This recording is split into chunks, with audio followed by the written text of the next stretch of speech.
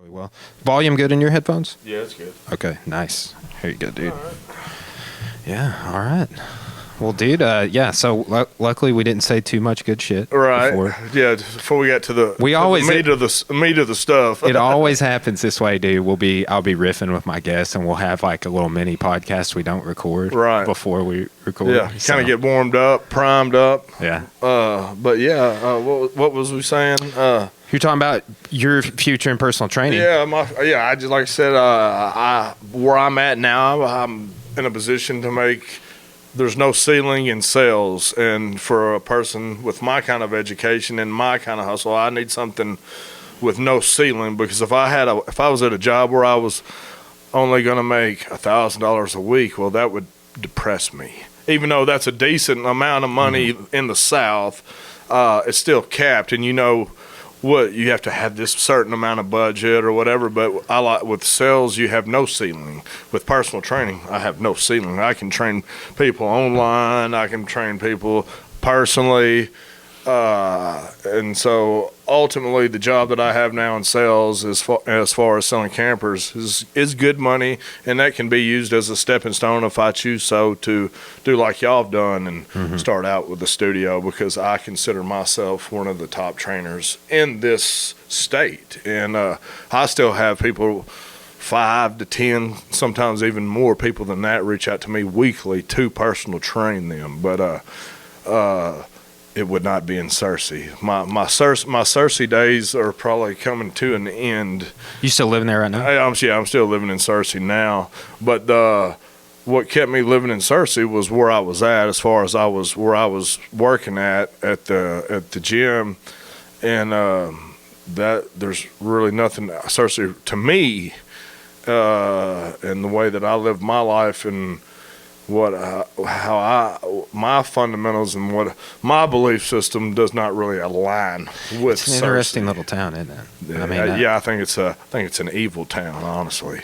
An evil town that Harding runs, and if it doesn't go Harding's way, if you're opening a business that doesn't coincide with Harding's beliefs, or they'll run you out of business. Dude, so check this out. Now, I have a pretty positive relationship with tech. I got both my degrees from there, but the reason we're over here in this building, which was super positive, I own a very nice commercial lot. It was one block off of, there's 64, and running parallel with 64 is Parkway, and they both run all the way through Russellville. There's parallel with one another. Parkway ends at the last Russellville exit. Right. So it was just one block off, man, and it was C2, which is commercial residential. But what happened is tech. I mean, we were like, I could look out my back and see the buildings from tech, right? Tech was pushing to get all this property on the other side of them rezoned, and they did. And what the city did is they pushed that shit through without notifying us. There's about 12 things you got to do if you want to rezone my fucking property. Right, yeah, like procedure. Yeah, like you got to put signs up, you got to contact me by mail. You have to make every effort to let me know, to notify you that this is what this is going on. When they didn't, they rezoned our lot twice to the strictest codes. I mean, literally there's crack houses in the vicinity of where my commercial building was, right? Like, it was an old construction warehouse. We gutted it, renovated it, bought it, and I was trying to build a second building on the lot, and they're like, well, you're in the strictest zone in the whole city, because of tech lobbying to rezone this. I was like, I was in one of the most lenient zones in the city when I bought and remodeled this. What's the issue with that? Well, it's been rezoned. Well, why wasn't I notified? But so I can empathize with what you're saying with Harding. I mean, with tech, I was talking to, and he's been on the podcast. He's kind of a friend of mine, even though he charged me 3 times what it should cost to resize Cora's engagement ring, whatever. He's a liberal friend of mine, and he's like, well, tech's a great partner with the university. And I was like, so they should get preferential treatment over my small business. And he's like, well, I didn't say that. Changing your tune. I'm like, he went to I had a meeting with the mayor and the council, and it was going to be a big, long ordeal to get it rezoned. So this came open. So we fucking moved over here, dude. Oh yeah, this is nice, man. Yeah. So it may have been a blessing. I think it was. Well, yeah, probably worked out better for what I see. It looks great. Yeah, I mean, so we were kind of talking about religion and shit before. Yeah. And that's one of my, if people that really know me, I used to get really wrapped up into it hardcore, where it controlled my emotions and attitude and my demeanor, where I wanted to get into debate. This only happened when I first moved to Searcy, because Memphis and Searcy are night and day. Oh, so you used to live in Memphis? I'm from Memphis. Oh, wow, okay. I'm from Memphis, yeah. I went to school and I graduated in Marion. But basically grew up in Memphis after that. Did that Mud Island print up there? Did you go to that show? Oh yeah. That's so good, dude. Yeah. It was one of the best shows I've been to. And so I grew up in Memphis and grew up, that's where I got into the jam band scene. All the people I grew up around pretty much were older than me, were into the Grateful Dead, and I got to see a couple Grateful Dead shows before Jerry Garcia died. And then I had already been into Fish prior to that, seeing like 60 Fish shows before even seeing Panic. But what were we going with the religion? Oh, well, what about me ending up over here and you ending up with what you're doing? Yeah. I've had a couple of instances, like somebody super close to me just passed away. Yeah. I've been posting about it on social media and shit. But two things happened like surrounding that event yesterday that would literally lead you to believe, like, not necessarily like Judeo-Christian, whatever. But it would lead you to believe that shit happens for a reason. Right. Like, there were two things. Like, one, Cora hid my AirPods from me, right? Like, I've listened to audiobooks incessantly. Oh, yeah. And I was like, yeah, you got me blown away on audiobooks, all the fucking, with the books you go through, like, blown away. Dude, exercising, like, that really unified. Like, I would just, my mind when I would go exercise, even if I would just getting the AirPods is what changed it all for me, right? But like now I exercise incessantly, and then on my commute to Morrilton, so even with if just my commute alone, I get an hour audio, right? And then I'll do it before bed, so I'm getting 2.5 hours, something like that a day. So it really racks up. But I was fucking around looking for these, I couldn't find them. Cora had put them in her purse or taking them home or something, and come to find out, I was like, why did you do that? But like, my judo instructor's son, who I hadn't seen, I've been wanting to see, and he lives in Bentonville. He's running, the guy's my instructor that moved when I was telling you about earlier. And I like fuck around incessantly, went to Walmart before I came, did all this stuff I never do. And then I was like, all right, well, I got time to get 5 miles in. So I like start riding down here, and I turn by this little climbing gym to go down these trails. And this car pulls in front of me. I was like, I'm about to get jumped. I was like, what? This is highly irregular. Like, they pulled in just off the road where I would pull my bike in. So I was like, I got to go past the butt of this blocked vehicle. in, kind of. Yeah, so, but then he hops out. And, I didn't recognize it was his Tahoe. And he hops out, and he's like, dude, what? Just like the odds of seeing that guy. And, like, I was really kind of, like, yearning to see him. Like, I drove to fucking Bentonville to see him because he wasn't out at his dad's. It did just passed. And then I've been talking to his daughter. She lives in Denver incessantly.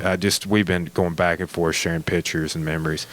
And I said something about her dad's old judo instructor that he would talk about. It's like legendary dude, Bob Rickman. And I said something about the Rickman choke, and she's like, literally, no lie, as you were saying that, here is a picture of Bob Rickman from the newspaper. I just pulled it out of it because we were talking because she was posting photos and just sharing photos of me. Right.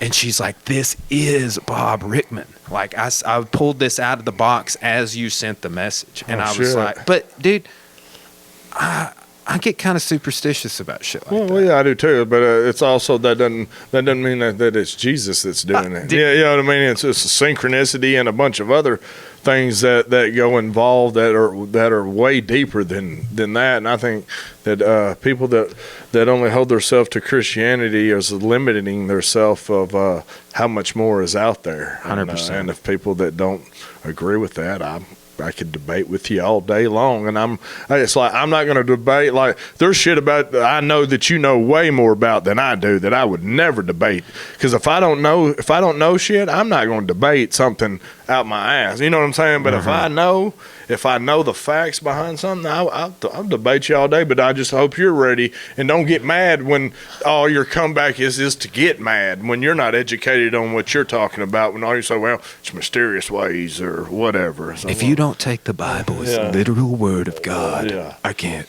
I had somebody I was debating with one time. I can't talk to you, man, because you're never going to change their mind.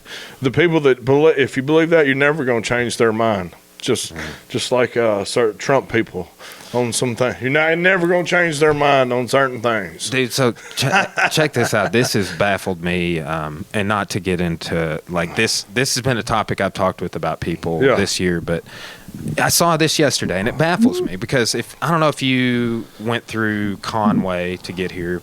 Did you come to off exit 127? I think so. Did you see those 5 billboards? It was like Trump. The party of pro-slavery of this started the KKK.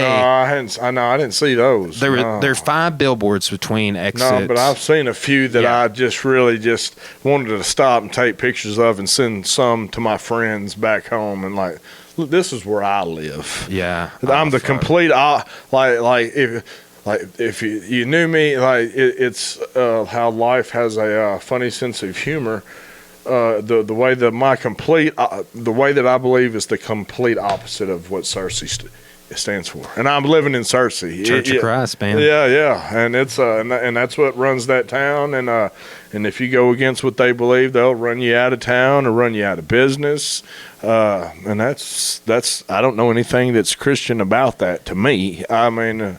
As far as Harding and when you have places like Mexican restaurants playing fucking Christian music, well, the only reason they're doing that is for money. My fitness center plays Christian music, and it wears me out. The only reason they do it is because of money, to attract people that's into that for money. So you're not doing it for the right reason anyway. So you're just doing it for money. That's the only reason. And the only reason that Harding promotes wanting you to have a dry county is for money, because it's a selling point to kids, parents who want them to come to a dry county. It's all about money. Are there but yeah, now moist, can you go drink? Now they can. Yeah, now that you can have alcohol, they have alcohol permits in the bars and restaurants. We're a dry county. Well, they say moist now. Yeah, it's 2021 or 20 whatever. And it's fucking dry county still. It's like, that's insane to me.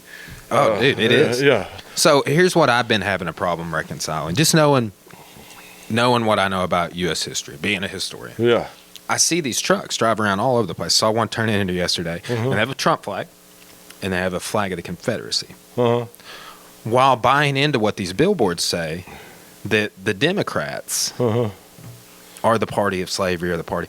Well, not to get into all of the transformations that took place between 48 and 68. I got a book over there on the shelf that started the slavery. Is that what you're saying? Well, I'm talking about the Democratic Party as we know it transformed drastically in 1948 and 1968. Well, it's not the same. It's not at all. But literally, it's just neither in the Republican Party's not either. Boom. It's the ignorance of Trump and people who support him that don't know that. It's like, okay, well, wait just a second.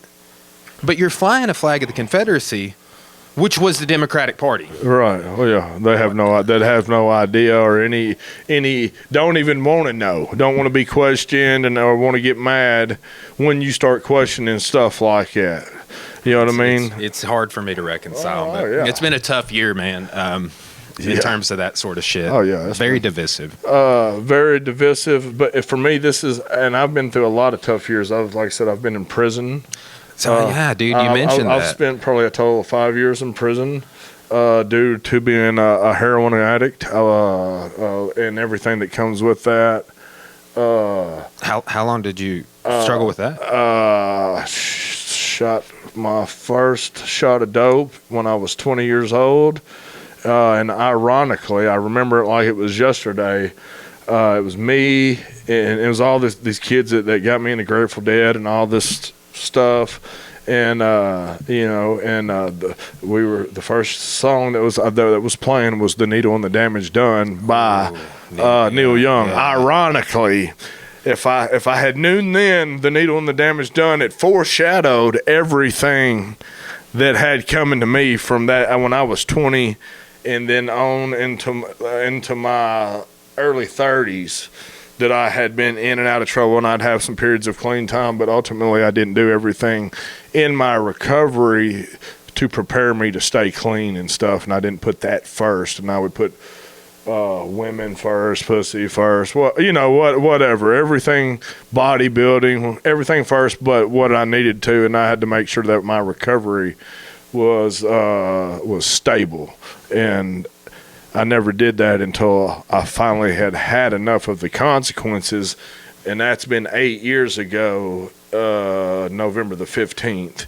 And I checked in. I was going through divorce. Checked in the treatment at Wilbur Mills, and I've been clean ever since. I got a good friend that's, we were good friends. He's still a friend. Like I hadn't got to be around him much because he's been struggling with similar. But he's in a place in Little Rock right now. Mm-hmm. It's the first time he's ever went into a treatment program, and he's got some underlying he's been blown up. I mean, he's got all his limbs, but he's got some PTSD. Well, from meth or from military? Military, and then he came back and got into some drugs and lost a really stable job, right? Mm-hmm. I mean, he was actually working in law enforcement. Yeah. And had gone over to a really good position over here at Tech. And man, this whole world, and messed it up, and went from that event for about the next 5 years was just a roller coaster for him. But now he's getting some help. What turned that corner for you, dude? What made you decide this is the consequences? Well, the constant consequences of building your shit back up and then losing everything. And then I got married. I got out of prison in 2009. It was my last stint. That was the last I haven't been since 2009. And then I met this chick, my baby's mama. I'm from Memphis. We call their baby's mamas. She was my wife. We got married, but with my baby's mama. That's just what it is. It's how we talk. That's what I said. Yeah, it's my baby's mama. Anyway, then I had a daughter. And what's your daughter's name? Marley. Okay, and, yeah. I see you post about it all the time. She's 10 years old. I went to checked into treatment when she was 2.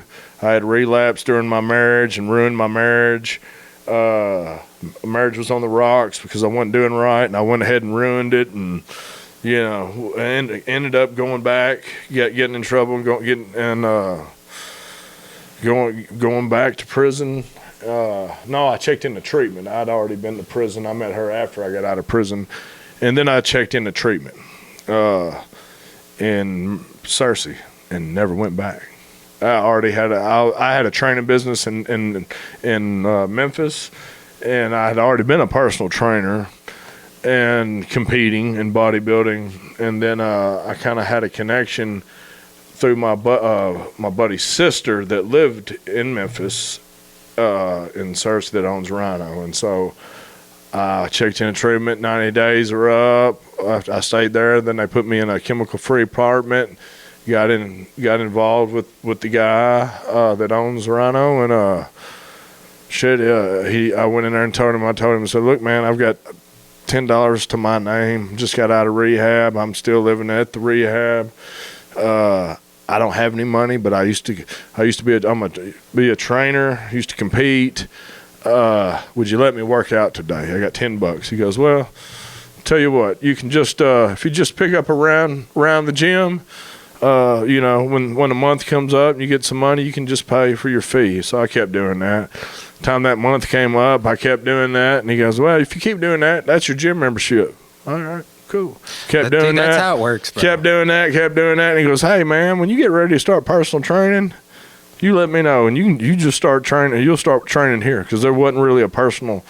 There was one lady that was a trainer there that just wasn't worth a shit. You know what I mean? If you're not, I can look at people and say, man, you're not a good trainer. You're just not. You either are or you're not. And she didn't have she just wasn't a good trainer, and didn't have the motivation that I had and the drive and the passion to do it. And then I ended up doing it and taking it over for the next 7 years and averaged 6 figures pretty much every year I did it.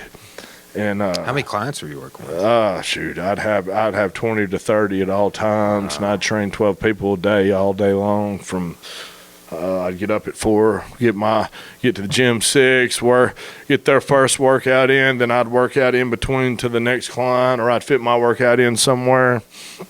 But I'd be there all day. I'd be there longer than the person that owned the gym. Mm-hmm. I'd promote the gym more than the person that owned the gym. You know what I mean? Dude, I mean, I literally thought. I mean, you were there when I first became friends with you on Facebook. Yeah. So, and people thought I owned it. I thought you did. People thought I owned the gym, and people still thought that I owned that gym. So no, I just believed in it, and it helped save my life. And I really believe in what we do here. And I'm an independent trainer. All I do is pay him rent. So in order for me being independent, I have to promote myself because I can't, depend on him to do it because I'm independent. I just pay rent. Mm-hmm. And then over the time and years, people believing that I may have owned that gym or whatever and doing well, and I'm traveling all over the country going to shows, and they're maybe mismanaging money or whatever. They still open? Yeah, they're still open. But then you have some jealousy and all this other stuff set in, and it just and then we got real religious, and it just kind of went downhill from there. Mm-hmm. And if I believe in something, man, I stand for what I believe in. I'm open-minded, and I'm open to change what I believe in with new evidence. But until then, I can't. I'm where I'm at. You show, somebody lands right here today, and I see him. I'll change my mind on something. You know what I mean? I'm open-minded to anything, but man, it's just you can't take people's word, like you said, evidence. Like I need the same thing. Yeah. Like I'm not just going to take your word for this or that on a whole lot of things. Like. I'm going to tell you, if you were sitting here to tell me, like, Brian, this is how you need to do this repetition on this list, I would fucking listen to you. Yeah, But it's like with somebody that's proven that knows what the hell they're doing. You know what I mean? Or, Dude, that's my struggle with being into history. It's like I saw somebody peddling that Thomas Jefferson was a Christian the other day. No, he wasn't. And I was like, dude, do you really believe that? Yeah. You don't know what the fuck. You don't know what the hell you're talking about. Yeah, I mean, it was they were pulling the creator line from the Declaration. I was like, let's get into a little deism conversation. Yeah, and look at his Bible that he had and all the shit that was cut out of it, and you know what I mean. See, because you're not talking facts then. If you're saying that, if you're saying that the Constitution was written on Christian values or whatever, which to a degree there are some, but it's not written according to the Bible. That's why it says separation of church and state, because they knew it's bullshit. You can't make the laws compared to according to the religions, because there's a million different religions. You know what I'm saying? How well has that ever worked in the past? It causes killing people, wars, crusades, all kinds of shit. Man, that's we should take this particular moment to give a shout out to Mike Andler. I feel like. Oh yeah, big Mike Andler. I love that dude. I talk to him all the time. I do too, man. Yeah. He's such a sweetheart. Oh yeah. I just every time I talk to him, it enriches my mood. Yeah, and not only that, he is. Me and him's come pretty tight over the last couple of years, and I tell you, was it yesterday or the day before? We were talking through Messenger, and I was.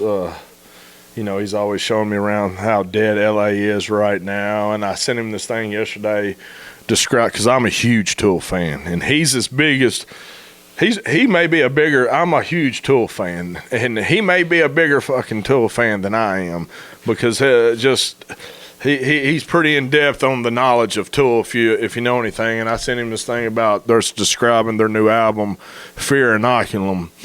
And, did you see what I posted? No. It's describing the secrets of Fear Inoculum, their new album, and I've only watched it one time, but you have to go back and watch this shit, because it will fucking blow your mind. That all the sequences and numbers and the Fibonacci sequence of the exact the sacred geometry that they use to come up with their real all this crazy stuff. You'd know more about it than I would, because I mean it's just insane. And I sent it to him, and he did a live podcast or live thing on it on Facebook, and he's like, man, this shit is so deep. You got to rewatch it, and how these people come up. They're just at a total different level than anybody else. Widespread Panic's my favorite band, but Tool and Widespread Panic are apples and oranges too. 100%. Two different fucking bands, and I love both of them. But I mean, Tool's at a level that only that scares some people. Because there was a dude we were talking about Tool on some. Somebody's comments, and they were saying how negative they were. And I said, well, then you've never listened to fucking Tool, because Tool is the opposite of negative. If you listen to their lyrics or know anything, they had some crazy weird shit in their early days, but predominantly it's all about love and unity, come together, one, you know what I mean? Not being divided. And I just love, and Alex Gray's my favorite artist, and that's why I'm getting the arm covered up. All this is going to be covered up with Alex Gray. Do you have the eye somewhere on you? Yeah. Oh, okay, there it is. Yeah. And this right here is going to be a guy, and there's a girl right here that's got dreadlocks with eyes, and then the dreadlocks that's leaning down and kissing him on the lips. Wow. Then I'm going to have eyeballs all through all this weird shit, but. Hell yeah! At least people think it's weird, and Cersei get some funny looks. Oh man, Cora had a blowout on the interstate. Oh shit! You need to leave? No. Let me. I tell you what. Let me call her real quick. Call her. Let me timestamp this in case I want to edit too. Yeah. All right, back from the tire change. Are we ready to rock now? We are, dude. No more interruptions. The Hollywood true. Hollywood story, I guess. Anyway, it all began when you were 3. It all started when I was 3 here. But anyway, like I said, I was. We were talking about my addiction, heroin addiction. Started shooting dope when I was 20 with kids older than I was. That was been on Grateful Dead tour for years, and that's where they picked up on it, and I got involved in it. As looking up to all the. I grew up around music. Yeah, I never tried to play an instrument. I was athletic. I can play badminton. You want to go fucking? Well, I can play fucking badminton. Ping pong. I'm athletic, really athletic. But I always music. My dad, my father, which he didn't raise me. My stepdad and my mom pretty much raised me. But he was always listening to music. So I always been big into music. And anyway. Shit, where was I going? Yeah, anyway, I actually got into needle dope, and I had if I only knew how much problems that was going to cause me, and how much I would lose, and I even developed hepatitis C. Can you get rid of that? It's gone now. Oh hell yeah, it's gone. I took the now it's like.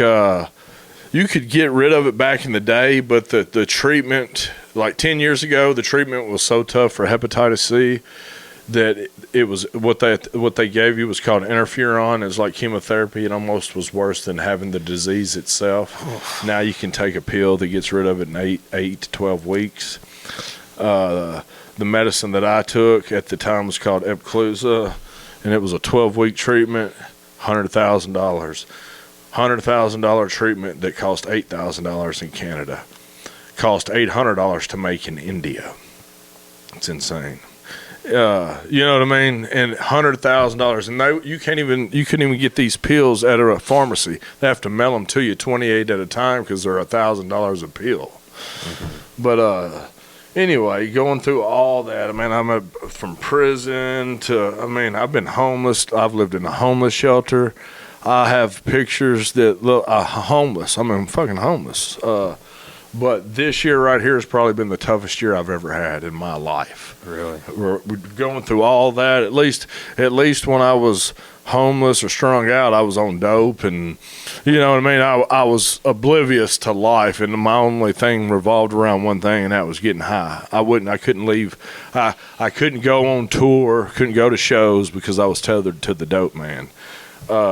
But in going through all that and enjoying the success that I have over the last 8 years, and then the COVID shit happening, and then never seeing myself out of being a personal not being a personal trainer, and getting out of that and having a career change has been super tough on me. And you go from a 6-figure income to an income that is far beyond that, but you still have 6-figure income bills. Mm-hmm. And so that puts all my shit behind, you know what I mean? And so now it's picking back up, and you know, a year that started out very badly, because I found out I wasn't coming back, that we had it out right after when I come back from the New Year's shows in Atlanta. Come back that I didn't have a job there no more. I wasn't welcome there no more. Mm-hmm. And it was all over, just basically over the Christianity stuff and a bunch of other shit made up. But everything's picking up, and the year is ending on a high note, and I believe to be 21 to be a great year. Oh yeah, a great year. I'm looking forward to it to be, and put this year behind me. It's over with, and I just want some fucking live music to get going. Yeah, dude. Well, I guess I've been to. Well, I had a band playing here, and I know they played a couple local shows, and then a solo artist, Ryan Harmon, who's on like American Idol. He's played some local. I know some local performances in bars and shit are getting back going, but nothing like what you're talking about. Yeah. And man, and I didn't.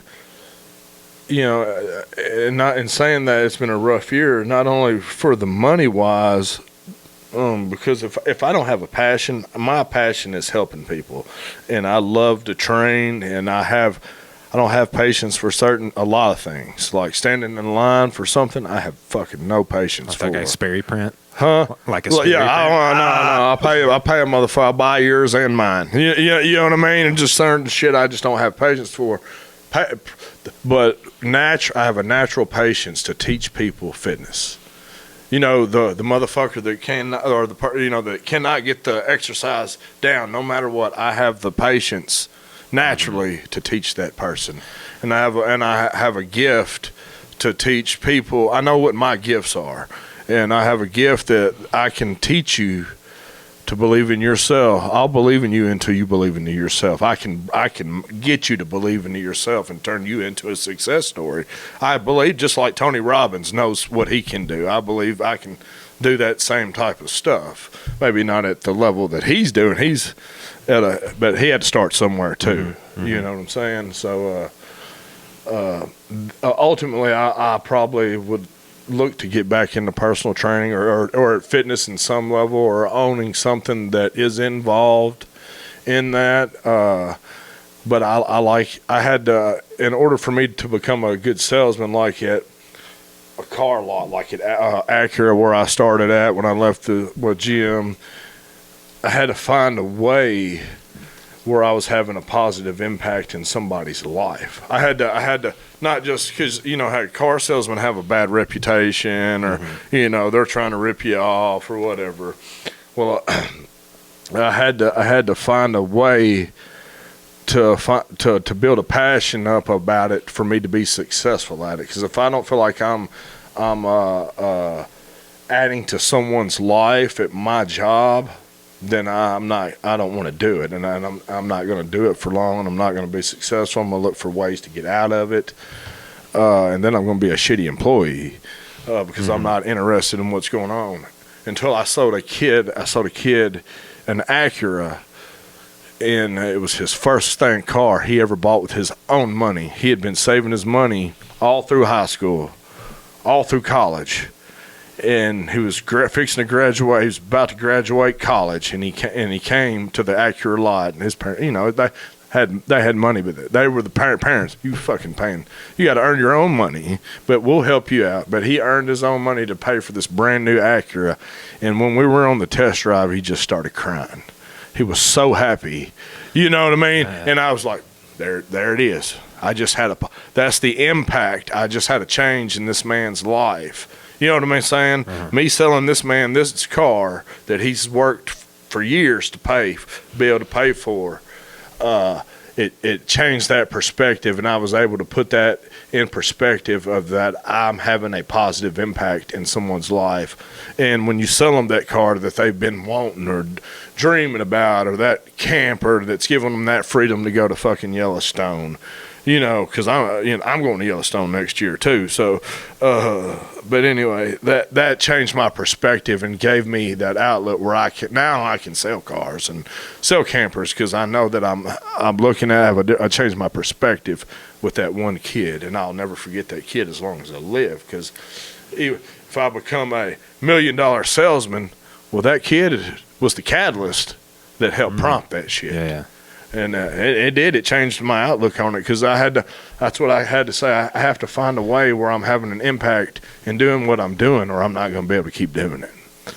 And so that was a big turnaround for me. So, what do you have sort of like a pathway for the future that you're like? I mean, shit can change. I know it's a weird year, but like, how are you planning on leveraging moving forward to get sort of like, are you going to get back into, I know we've talked about this a little bit on Facebook and shit, but like, you're going to get back into personal training? Are you going to try and build, buy, take over? I would like to take over.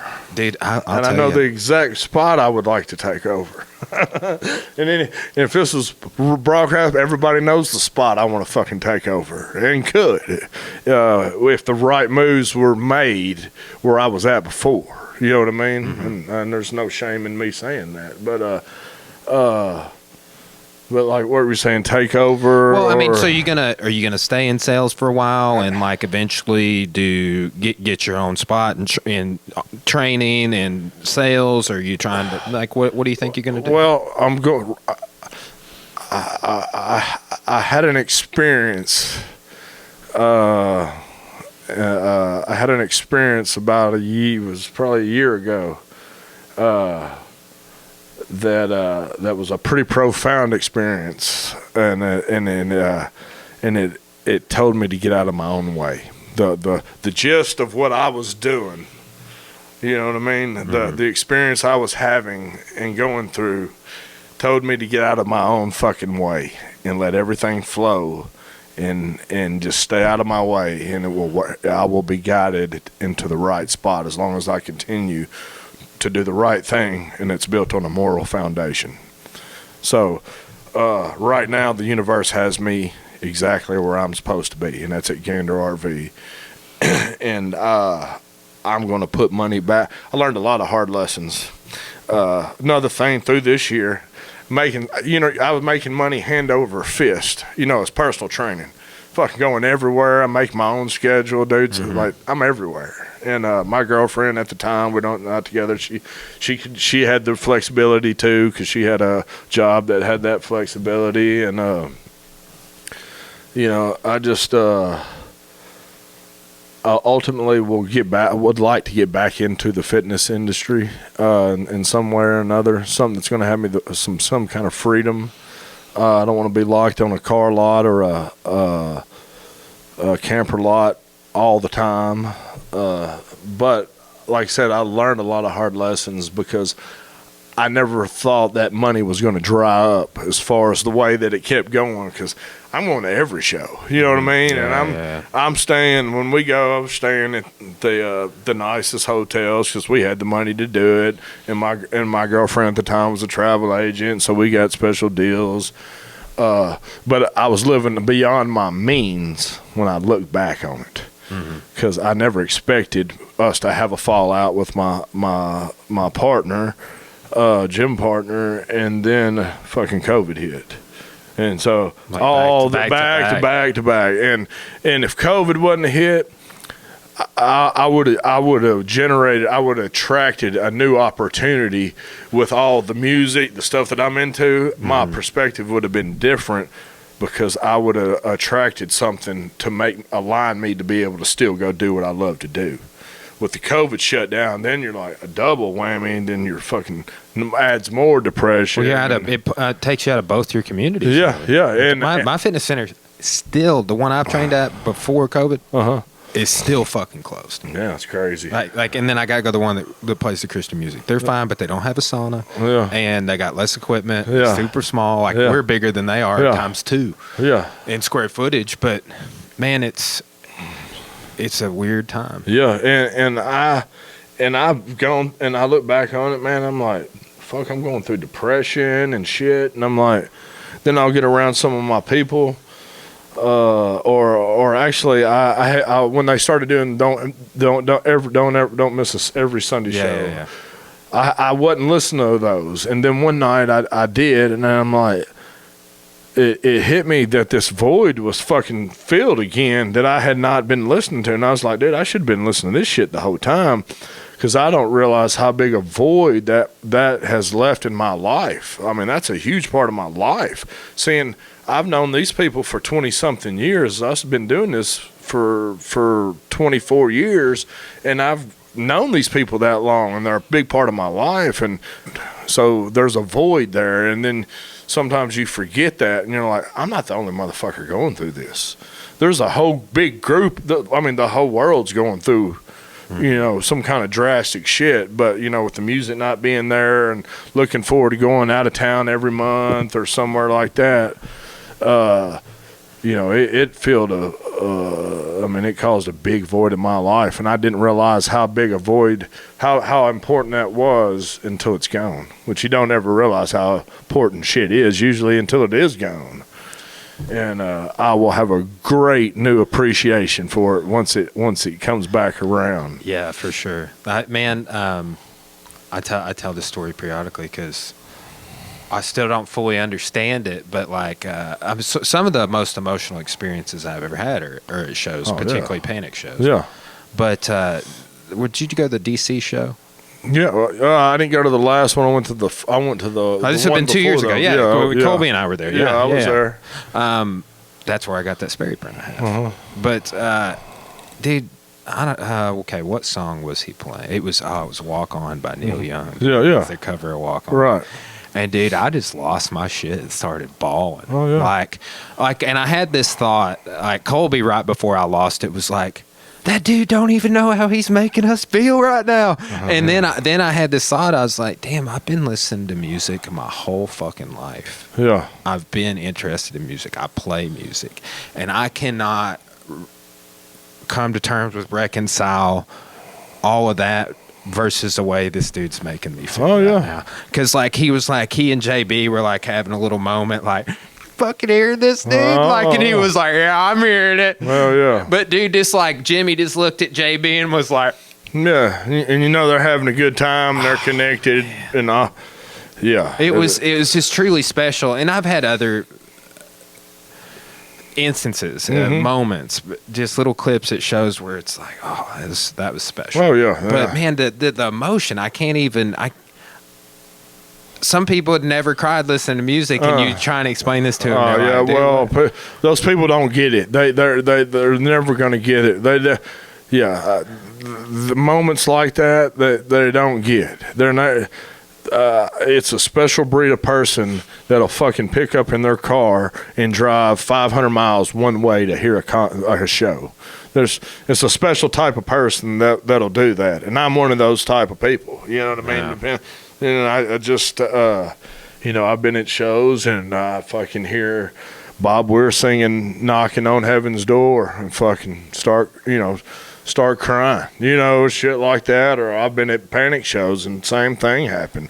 Dream Song come on, or Vacation to open up fucking New Year's 2 years before, whenever it was on one of them nights, and fucking start crying. It's like the Airplane got me at that same show, dude. Yeah. I was sitting there thinking about Cora, and it was fucking lost it, man. Been the same run. Oh yeah. But man, It's a passion, but man, there's something special about Panic. Oh right? yeah. Like I know you've. I haven't seen Fish. I haven't seen the Dead and Company or any rendition of the Dead. Dead and Company's okay. They're okay. They're just slow. If you'd ever seen the Grateful Dead, they're the band that everybody's trying to be. I mean, now they're not trying to be the Grateful Dead, but there wouldn't be nobody else. There wouldn't be no Panic and shit without Grateful. They're the ones that set the fucking, set the bar. Yeah. And, but yeah, Fish. You never seen the Fish show? Fish. Dude, I've never even really listened to Fish. Yeah, I mean, it's you'll have the Panic versus Fish. That's right. Yeah. Everybody says don't listen to that's cool. If you can sit there and honestly, I know you're a musician, which I am not. I can't play shit, but I love music more than probably anything. If you don't think Trey Anastasio's a fucking badass, then you're just a fucking hater. You know what I'm saying? Yeah. I'm just sorry. You can listen to this dude, and this dude can tell a story, like just sit here and make up a story.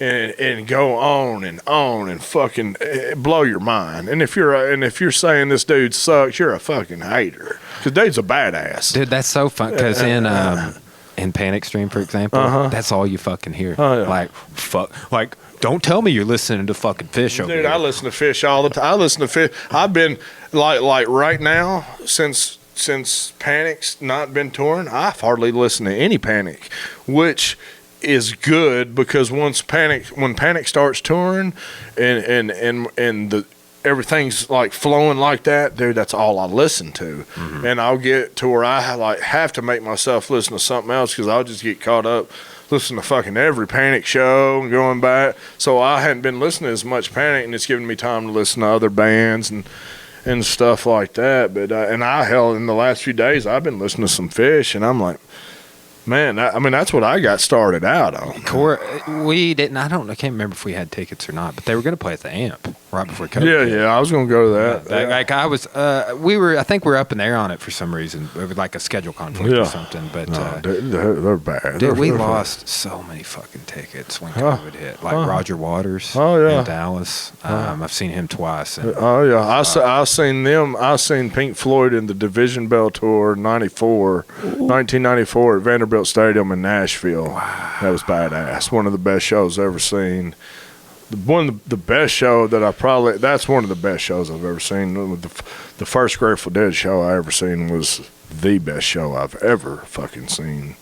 It made me want it made me want to pick up right then everything I own and take off and follow them forever. You know what I mean? That had that kind of a feel to it, and it changed my life. I can tell, like people will laugh because I can sit here and tell you stuff that changed my life, and most of it's been music. First time I heard "Smells Like Teen Spirit," I can tell you the moment I can tell you the exact time I seen "Smells Like Teen Spirit" video on 120 minutes, and that song changed my life. Nirvana changed my life. And then on down the road, then the Grateful Dead, Fish. Then when I heard, I used to put down Widespread Panic until I was doing seasonal jobs in Yellowstone, going out there and bartending and doing shit like that. And my roommates had some Panic CDs, and they were fixing to be playing at Red Rocks pretty soon. So I put the CD in. As soon as I put it in, it was like, what the fuck? Do you remember what album it was? Yeah, it was Chili. It was Space Wrangler. I remember Chili Water was the first song I listened to. Then Driving Song, and I'm like, God damn, these fucking people are awesome. And that changed my life. And I've only been to like 3 or 4 Fish shows since. Wow. Yeah.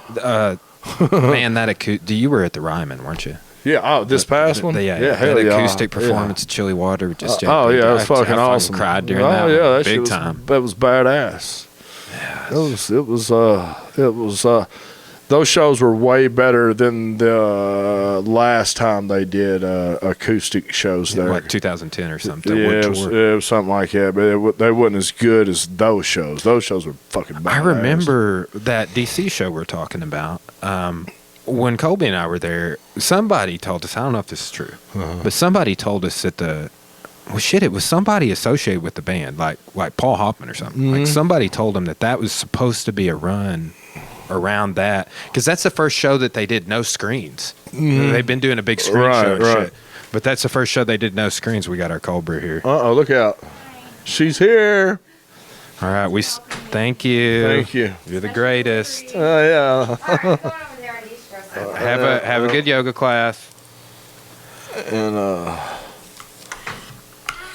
what were you saying about Paul Hall? Oh yeah, okay, but they were saying that they're originally around that time. They were supposed to have some acoustic shows, but they didn't for some reason. Something had happened. I don't remember what exactly they were saying, but they were talking about there's going to be an acoustic run around there, and then it ended up happening like 6-7 months later at the Ryman. So yeah, those shows were awesome, and shit, I think whatever shows were, it was Ryman and then Halloween.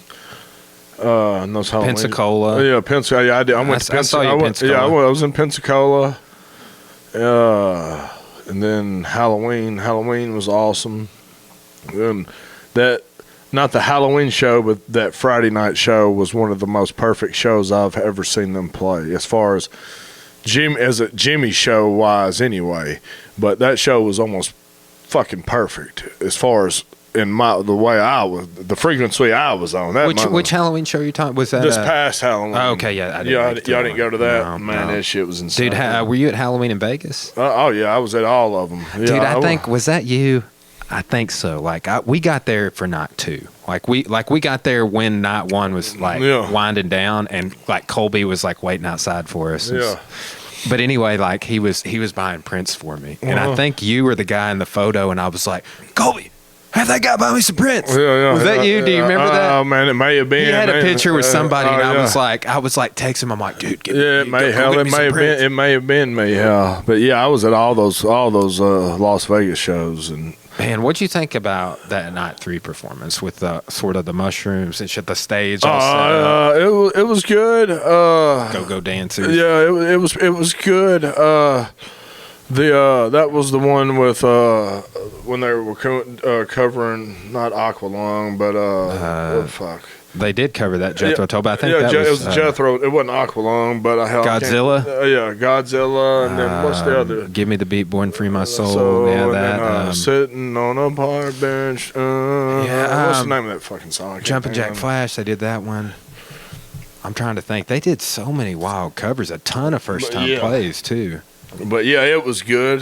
The only thing about Vegas, man, I ended up staying up the whole damn time. Even though I don't even do shit that stay up all night. But it's like it's so much going on in Las Vegas. It's like it's nonstop, and you don't want to miss nothing. I've been there several times. Yeah, I have too. And I went there. We've been there 4 times in the last 3 years up until this year. And for shows, and then just to go out there. They have a industry like a trade show for martial arts every year that corresponds with the International Fight Week with the UFC. So like you'll have like the biggest fight of the year, business conferences the whole time. Like one of the last times I was there, I got to train with Hickson Gracie. Hell yeah.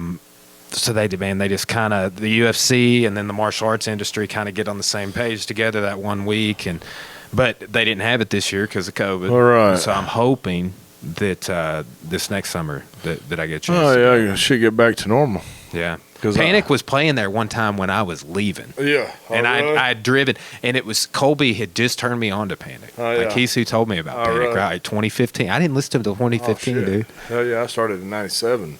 Yeah. Started fishing like 94 and then dead right there at that same time. But what? Yeah. So wow, 97. Yeah. What that would have been right before Till the Medicine Takes. And I seen them. My first, like I said, I used to put them down because I was a fish head, and they were like spread necks. But I'm just talking out my ass. I ain't never even fucking heard them. Never even heard them play. I'm just listening. I'm just going along. Dude, that's me with fish. I'm just going along with what the people I'm with are saying. Until I went to work in Yellowstone and put in that CD, and then we went to Red Rocks. No, we went to Park City, Utah.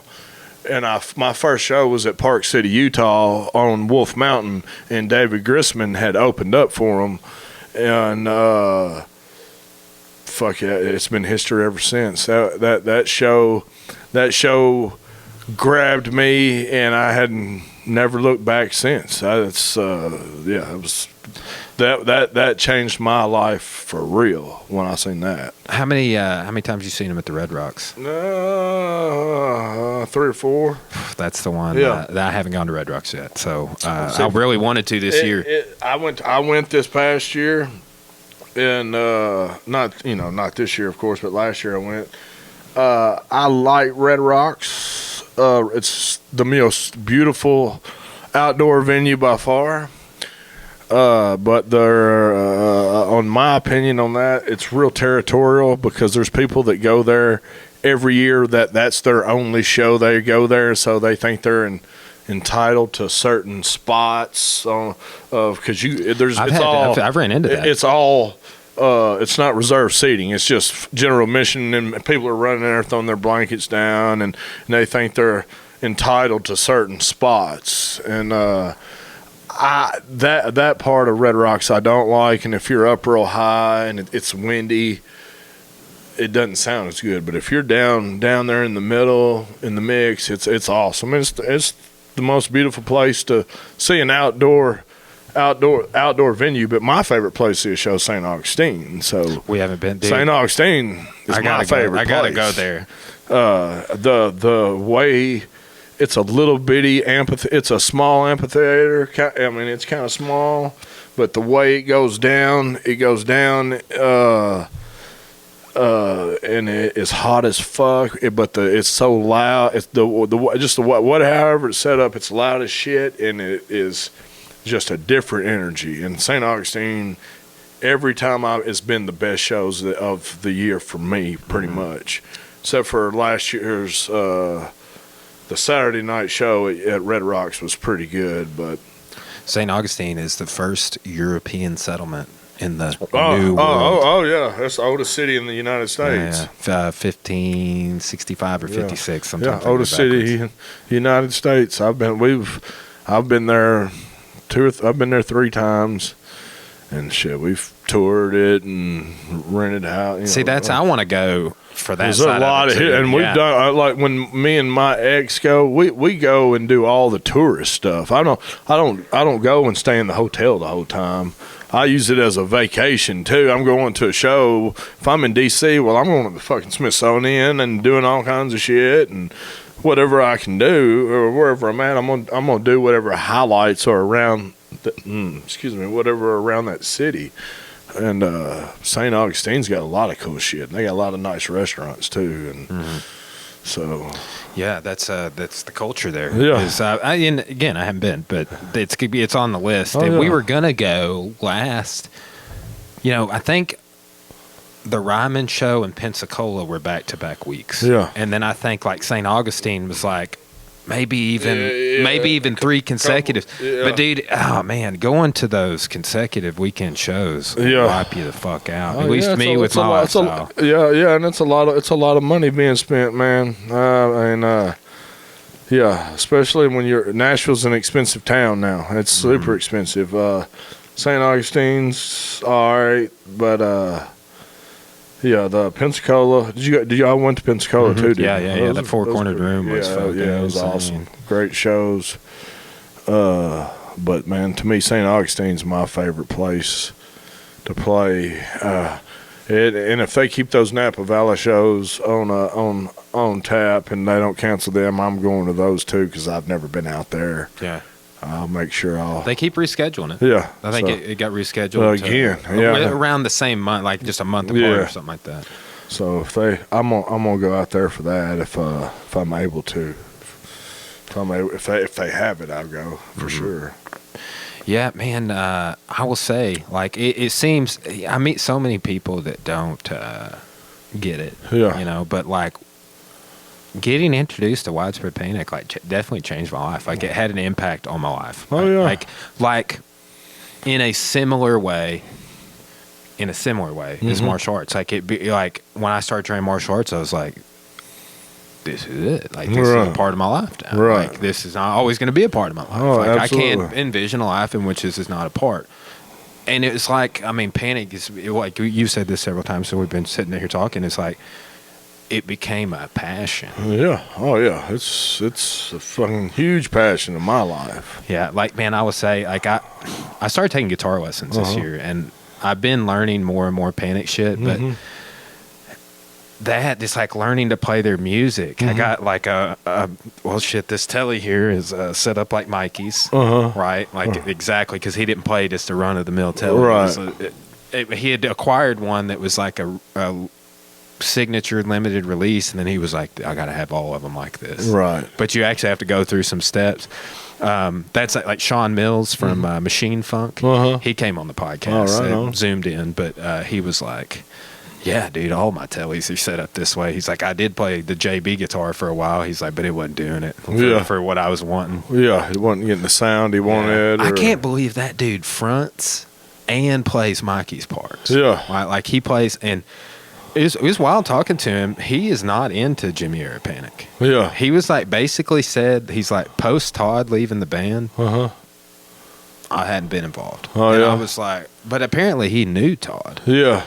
Yeah, and then there's probably some bias to that. Or nobody's going to know the real story except for the people that's in the band or whatever. And I don't know. And I heard they gave him a chance to redeem himself from whatever he was doing. And he played that last ply, and then that was it for him. See, he literally, that ply was right before the first time I saw him at the amp in Arkansas. Oh yeah, like I mean, that's within months. Where that print up there came from. I've got the same one. Yeah, I got. I picked up that print from this year. Oh yeah. Did you see that? It was a print that had all the shows on it that didn't fucking happen. Oh really? No. Yeah, I'll show you. It's sitting right now. I'll show it to you. I've seen it. No. Yeah, they dropped them. Corey and I were in Branson a few weeks ago, and they dropped them while I was in Branson. So yeah. Yeah, shit. I'm gonna take my daughter up to Branson. I'm off all week leading up to New Year's Eve. I'm off all next week, so I'm like, there ain't no shows going on. It'd be the perfect time for me to be able to go do We went stuff, to Silver Dollar City and shop, Shipley's Donuts. Yeah, hell yeah. I'm gonna take my daughter up there and do something. What is it? It's not Shipley's Donuts. That's the local one. Yeah, Shipley's. What is the big Hertz Donuts? That's it. Yeah, Hertz Donuts. They got one in Little Rock. Yeah. You ever had Voodoo Donuts in Austin, Austin, Texas? Man, I haven't been to Austin since, I was a teenager. Oh, really? Yeah. Austin, Texas is awesome. So I need a Panic plays there periodically. Yeah. And if I, that's a city I could live in. There's certain cities that fit my beliefs and lifestyles and vibe, like Austin, Texas. Dude, they got Joe Rogan there now. Yeah. They've got fucking Elon Musk. Oh yeah, Austin, Texas is badass, and that's one of my favorite cities. So I could do some stuff there. But if they reschedule those dates there, play there, I'll definitely be at those shows. Yeah, but. I don't know how the music scene's going to Colby look. had tickets to those shows. Yeah. I want to say. Yeah. He was wanting me to drive. him down there. I was like, I don't know we'll see when time comes. I don't know if I'm going to fly or drive. Just all depends.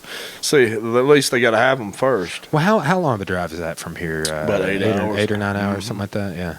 Not bad. No, it ain't that bad. We've been to Dallas a ton. Saw Perfect Circle there a couple years ago.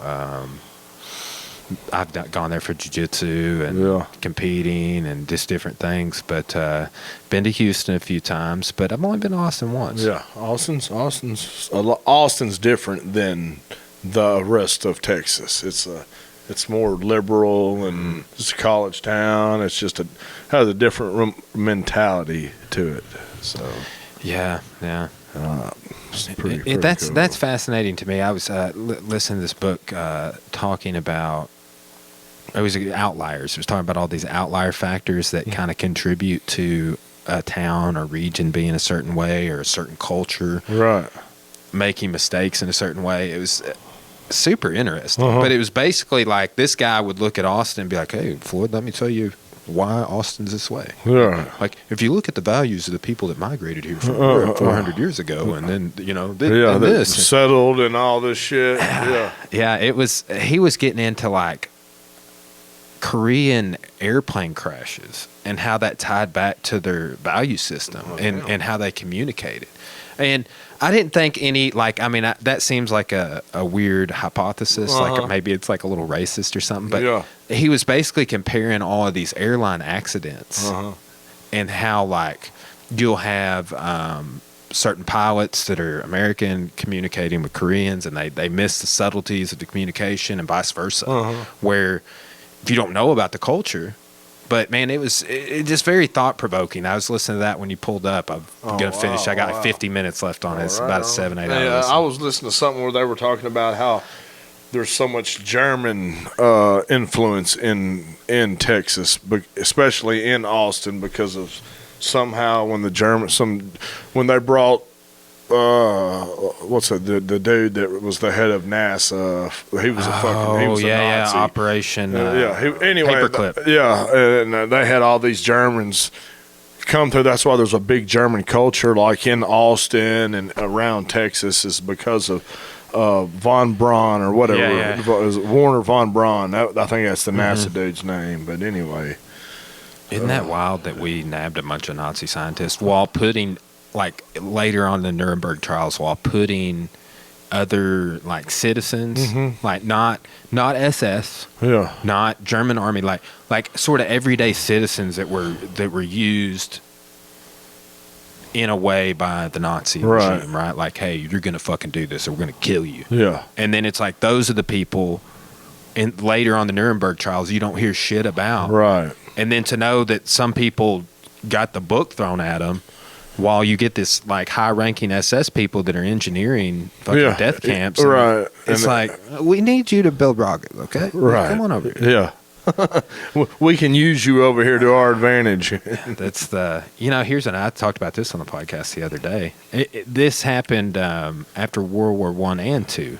But, like, there used to be a much bigger German culture and influence, particularly in, like, German language being taught in the United States. And after both World Wars, but World War II, like, it's not as much a thing. Like World War I and World War II, but you saw, like, a gradual decline. Like, that used to be very common to get to learn German. Is like, you take French in high school or something. Like German used to be the option. The language, now it's Spanish. Yeah. You got to know Spanish now, pretty much.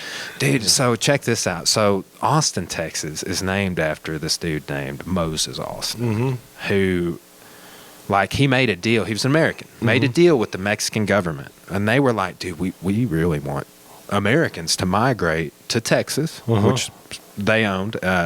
Mexico had just it just declared independence in 1821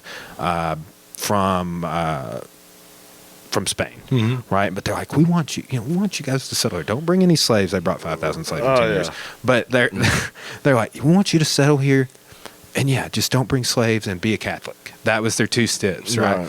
But did you read or listen to that book, Empire of the Summer Moon? No, I hadn't. It's I heard about it on Joe Rogan. He had the author on. Win, GW. No, the one I'm still stuck on now is Chaos. The one about the CIA and Charles Manson. Haight Ashbury, that's crazy. Man, have you read that book? You listened to that one? I know it's kind of getting off the subject from that one, but that's some deep ass shit. And I was like, have you seen Once Upon a Time in Hollywood? Yep. Well, that makes, after you've read that book and heard that podcast, a lot of that shit that they're doing really happened, except where they change it at the end, where they go into the wrong house and does the Quentin Tarantino spin on it. But, like, where they're really, like, digging through trash and doing all that. He's talking about all 100%. That in that book. That book is insane. Yeah, Tarantino did some nice nods to. I'll tell you another one that's really good, and I'll try and text you after this that will put, because I felt like this. I felt like Chaos. You got all the way to the end, and then I felt like he made some leaps on, like, the CIA connections. I was like, like, about chapter 11, I started being like, texting my, like, history mentors, being like, he got a better source for the CIA and drugs. Like, but there is a great one called The Search for the Manchurian Candidate that's It's about 7-8 hours long, but it really highlights just the whole history of the CIA's involvement in that sort of shit. Oh, wow. Right? And it's good. Oh, yeah. But damn, that was I listened to that one when it came out, and I got turned on it from Joe Rogan's podcast. Oh yeah, that's right. I listened to the dude that did the book. Mm-hmm. You know, it took him 20 years to do it, and then I was like, and you're listening to that shit, and it's like it's real deal. I mean, it was really fascinating to the shit that goes on that people have no idea. Yeah. That the government's playing around with, and then you're blaming it on some hippie dude that's been manipulated through all mind control shit, or who knows what's going on. Man, so with that, the Texas thing, right? Like, what got us there is the governments. The Mexican government was like, migrate here, please. Because if you guys form this line here of white settlement, the Comanches will stop raiding us.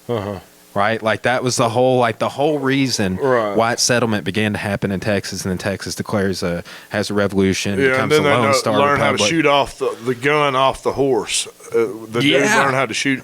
They instead of getting off the horse, they started shooting on the horse. I'd heard that on the Rogan thing too. That's what changed the game. The Texas, that's where the foundation of the ranger, like the word ranger comes from that. Yeah. Like, and it was the repeating rifle that changed everything. Changed it. Yeah. But dude, the Comanches, that Empire of the Summer Moon's about the last, and he was a half-breed Comanche war chief named Quanah Parker. He was in fucking Teddy Roosevelt's parades and shit. Oh, damn. Right? But you ever see that John Wayne movie, The Searchers? Not that I know. It came out in like 67, maybe 69, something like that. 60s. But it's loosely based on like what happens in the beginning. This dude who's like fought in the Civil War, they're in Texas, and his niece gets kidnapped. And that is Quanah Parker's mom. Oh, no. Right? Like, gets kidnapped, is gone for like years, has a kid with the Comanche war chief, and then they get her back. Oh, wow. And she goes back and lives in the white world. And she wants to go to, doesn't she? And she wants to go back. I heard dude. that shit. I bet you watched that episode. Yeah, I have. Yeah, I have. And she was wanting to go back to the Indians, wanting to go back to be part of the tribe or whatever. Her and her daughter, I think, ended up dying of the flu. Right? Yeah, something like that. But yeah, that's crazy. Yeah, dude, I'm gonna. That'll be one. When I first started this 100 book goal last December, that was one of the first 5 books I listened to was Empire of the Summer Moon. Right, and I was blown away by it, and I will re-listen to it because I'm fascinated by the Comanches. Yeah, they're hardcore. I mean, they would go from like where we're talking about in like South Texas to Colorado. Oh yeah, like that was like their Southern Plains is where they would just flourish. Yeah, and they were hardcore. Didn't play no games. They would carry like intestines around their neck and ride like they were very dirty. Yeah, like and they would like suck out the intestine. Like while they were riding, they'd like, oh yeah, my horse died. Let me get their intestines out. Horrible. Yeah. It's man, that's the sort of shit I love about history. That I want to do it. I got a historian that's sort of a specialty in this. He's a PhD out of U of A. Is that what you got your degree in history? Yeah, master. I just have a master's. I have a PhD, and I'll probably never get one. Truth be told, but I teach at the college at Morrilton. Yeah, I know you did that. How often do you do? Are you doing it now? Well, we're out right now until like January 5th, and then now I'm. I will say, like, tech is really struggling financially. Yeah. They basically bought 34 people into early retirement to save money. Oh, no. Right? And so I never had a prospect or a shot at getting a job over there having a master's degree, even though, like, a real good friend of mine, been on the podcast a couple times, journalism professor, has his own podcast. He only has a master's. Neil Harrington, the dude who painted, he hand drew that Arkansas Traveler rendition and those fucking disco shit kickers right there, his boots. Yeah. He's a local artist. He's in a band. He only has a master's. Runs the art gallery. So, like, one of my professors, best professor I ever had, only had a master's. But tech has been, like, PhD required for the last probably 8 or 10 years. But I think, like, if I ever had a chance to get in, like 4 historians are out now. Oh, wow. And so I was just talking to somebody right before you got here. It was another guy that has a master's, and I'm like, dude, are we going to throw our name in that ad? Hell yeah. Because, man, I got a 30-minute commute. It's not terrible, but the campus I work on, they're not teaching my first online class this semester, right? They have, literally, this is not an exaggeration, they make us hold more mandatory office hours, only 15, than any other institution in the state. How do I know this? Because I called all the fucking institutions, and I said, hey, I'm doing a project to see how many office hours professors are doing. And, like, I got from, like, 0 to the max being 10. Tech holds 6. UCA holds 4. All the other community colleges that are UA affiliated, like us, hold 10. NWAC in Bentonville holds none, right? So that's our campus, like, oh, you teach 15 hours of class, so you got to be in your office 15 hours. Oh, damn. Right? So at first they were like, all right, you teaching 6 classes for us. Now it's like when I got in, they had bought some dude into early retirement that had been there forever, made a bunch of money. Yeah. Replaced him with me and paid me like $40,000 less. You know? Right. But they're like, you got to teach this schedule this first year because it's already made, you know. And they made me hold 18 office hours because I was teaching 6 classes. We've got 2 out of 3 new bosses since I've been working there a couple years, 3 years. And now they're finally like, why the fuck aren't we doing online classes? Like, you got to teach online classes. Like, get him teaching online classes. Like, when we had the COVID shutdown, like, my one boss, she's an older lady. Right. She's in her 60s. And she was like sits me down, like, Brian, are you gonna be good with, you know, teaching, you know, at distance? And I was like, so what you're saying is you want me to come here in the studio that I have that's got $10,000 worth of shit that I've been putting together for 3 years? You want me to teach there instead and not drive here? Yeah. And she's like, yeah. And I was like, no problem. Hell yeah. No problem. I was like, I've been planning for this. So you're teaching it out of here. Yeah.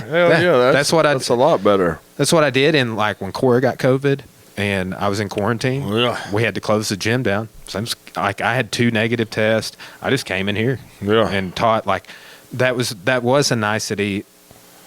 They didn't make me leave. Right? I didn't have to say, all right, I'm not going to be here these hours. They're like, as long as you log in and teach your class, like, they log in too. It's like I'm live streaming my classes anyway. It's like a formality to even go down there. Right. They're like, as long as you do that, you don't have to file any leave. So I was able to hold on to all my sick hours and everything I acquired. Oh yeah. And yeah, so I mean, I have amazing benefits, retirement, but dude, it is a challenge working at an institution. Oh, I can imagine. You know, like we're a community college, so they're not like literally like I basically got told recently, they're like, we don't pay you to fucking research. Like, that was a real conversation I had. All right. And I was like, how do you expect me to teach this shit? What am I supposed to do then? Hell, that's my job. I'm a teacher. Yeah. I mean, in a historian, I'm like, I have to. Right. I was like, I have to research this stuff. I have to go to these conferences. I have to do this thing. Well, we don't require any of that, right? Well, that has nothing to do with this. Well, like, that has nothing for me. I want to be good and be the best I can be. Then I need to fucking be doing research. Probably while you were, and you may just be competitive, but like while you were going to meets and like being involved with the culture of powerlifting or whatever, fitness. Oh, yeah. Abroad, like in the state, like I want to be a part of this history association. Or be there to support whoever, or just be a part of that energy, and you know, or I'm part of Blackstone Labs. I want to be out promoting and building a brand, or supporting other people that's involved in it. You know what I mean? 100%. Yeah, but that's shit. Being able to do that here, that's perfect. Yeah, man. Long term, I don't know. I've been doing this 3 years, and I don't know if I'm going to retire from, like, I don't know if I will stay in long enough to retire. Yeah. Because, like, you're talking about teaching? Yeah. We're fire sale, like, I mean, it's literally like another $40K of expendable income because the gym does great. I have a lot of employees, we'll pay a lot of people, but still, we have 325 members. So I just all the time, anytime I have some stupid conversation with one of my bosses, I'm like, I don't know if I'm gonna do this. Yeah. The way I believe in, my ultimate goal is to have residual income and to travel the world and make money while I'm in Switzerland, or to make money while I'm in fucking Kathmandu. You know what I mean? That is my ultimate goal to do, because all my passion, I have a passion in music, traveling, and fucking lifting weight, bodybuilding. I love to train. I don't care about competing. I love to train, and I love to travel and meet new people and cultures. And I'm going to put myself in a position in the future where I'm able to do that, because that's all I want to do. See, man, that's and I teach that to my daughter. Like, I take my daughter, I don't buy presents, I take her on trips, and she can see how other people live, and guarantee that she not be a redneck, because her mind is going to be expanded because she's seen a bunch of other shit, instead of just Confederate flags and the Trump 2020, and all that shit. If you guys drive to Branson, you're going to be going through the heart of the Confederacy, dude. We've been up there. Believe me, I've been up there before. I drove to Mena a couple weeks ago. I taught a seminar up there. Yeah. And I was like, oh, man, it was worse than driving to Branson. Yeah, shit. The year before last, I took her to New York City for Christmas, went to St. Louis last year. This year, we're not really doing nothing but because of the way shit is set up. But, man, I just want to travel and find something that kind of coincides with that, and whatever that may be, I believe that will attract, whether I save up and invest in something or whatever, but ultimately that's what I'm going to do, where I'm just traveling. And man, I think that's super doable for you with fitness, based off my limited. I mean, some friends of mine own this gym that I've mentioned a couple of times, and that wasn't where I trained at. They're 24-hour, but like, and it bothers me a little bit. Like, I go in there, like, they're hardly ever there. They're raising 2 kids. Like, they got a guy that's there from like 9 to 3 or something. But like, quite literally, like, the trash always needs fucking changed and shit. Yeah, but they're off doing other shit. Yeah,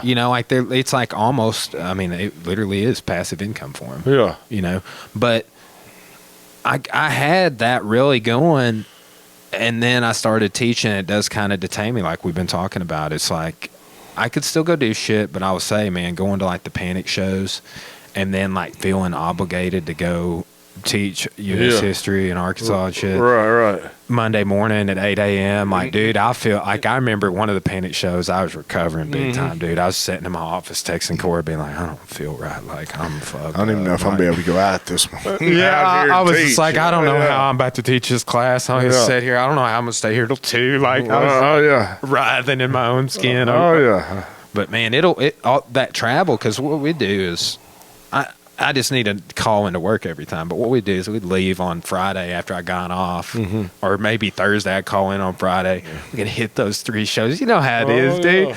And just have a grand fucking time. And then you come back, and I would just like having this. Really, dude. I mean, getting to teach history is like the dream thing. Yeah. Right. Like, if I could do in a company with this, if you stripped out all the bullshit, it would be like, oh. Wow. Yeah. That's why, like, long term, I really want to leverage the podcast into like something like a hardcore history of like, history's much more of a component of what I do with the podcast. Right. Not for a university. Yeah. Right. Like, that's where I think I'm gonna have the ultimate freedom. That's the long term. Yeah. Where you're independently and you can do what you want to do, because ultimately independently is, I work for me. You know what I mean? In some capacity, where I set my own hours and I do what I want to do ultimately, and I can put myself in that position. Anybody can if they want to, bad enough. You know what I mean? And that's just what I want to do. What model would you go with if let's say you were to own a fitness facility, whether it was mixed, they had machines, free weights, whatever? It would have the top gym equipment, basically, but I'd also have a spot where people could come in and do like martial arts, somebody teach martial arts or MMA, shit like that, because that's big, and have somebody that does the Zumba, because you have the group of ladies that do that. So, but you know, I'd have a gym that was set up for bodybuilding friendly and powerlifting, and that also that would cater to group classes and anything like that. And I'd be the one running the motherfucker, because my work ethic is I'm there all day long. What do you think about the 24-hour model? I like it. I like it. It's just I mean, you almost got to have a 24-hour thing now. It's just the upkeep of it. You got to make sure it stays clean. You know what I'm saying? That's the big thing. And ours always stayed pretty clean, pretty much. I mean, we'd have some minor stuff, but nothing major.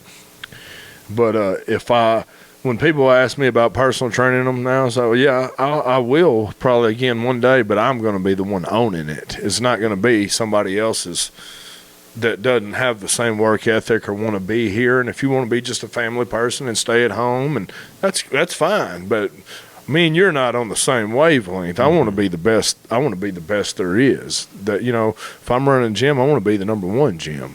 You know what I mean? 100%. I mean, dude, whatever. that mindset is what got me the success I have. Yeah. That and having someone like Cora that is.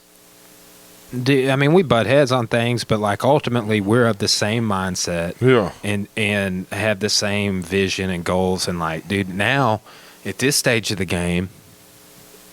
Versus like 5 years ago. 5 years ago, she was still figuring it out. Yeah. She was like 3 or 4 years in. She's like, yeah, okay, building confidence. Like, didn't have the like. She's a black belt in jiu-jitsu now. She has that confidence. Right. But still, like, what she does with the kids and with the fitness kickboxing, it's on a whole other level than anything I could ever achieve. Yeah. Right. Like, it was kind of like, yeah, we need to do this. Yeah.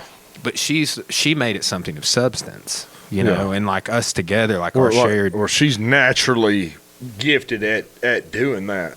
It's just like I could tell a client, I would tell a client, go talk to every personal trainer you know.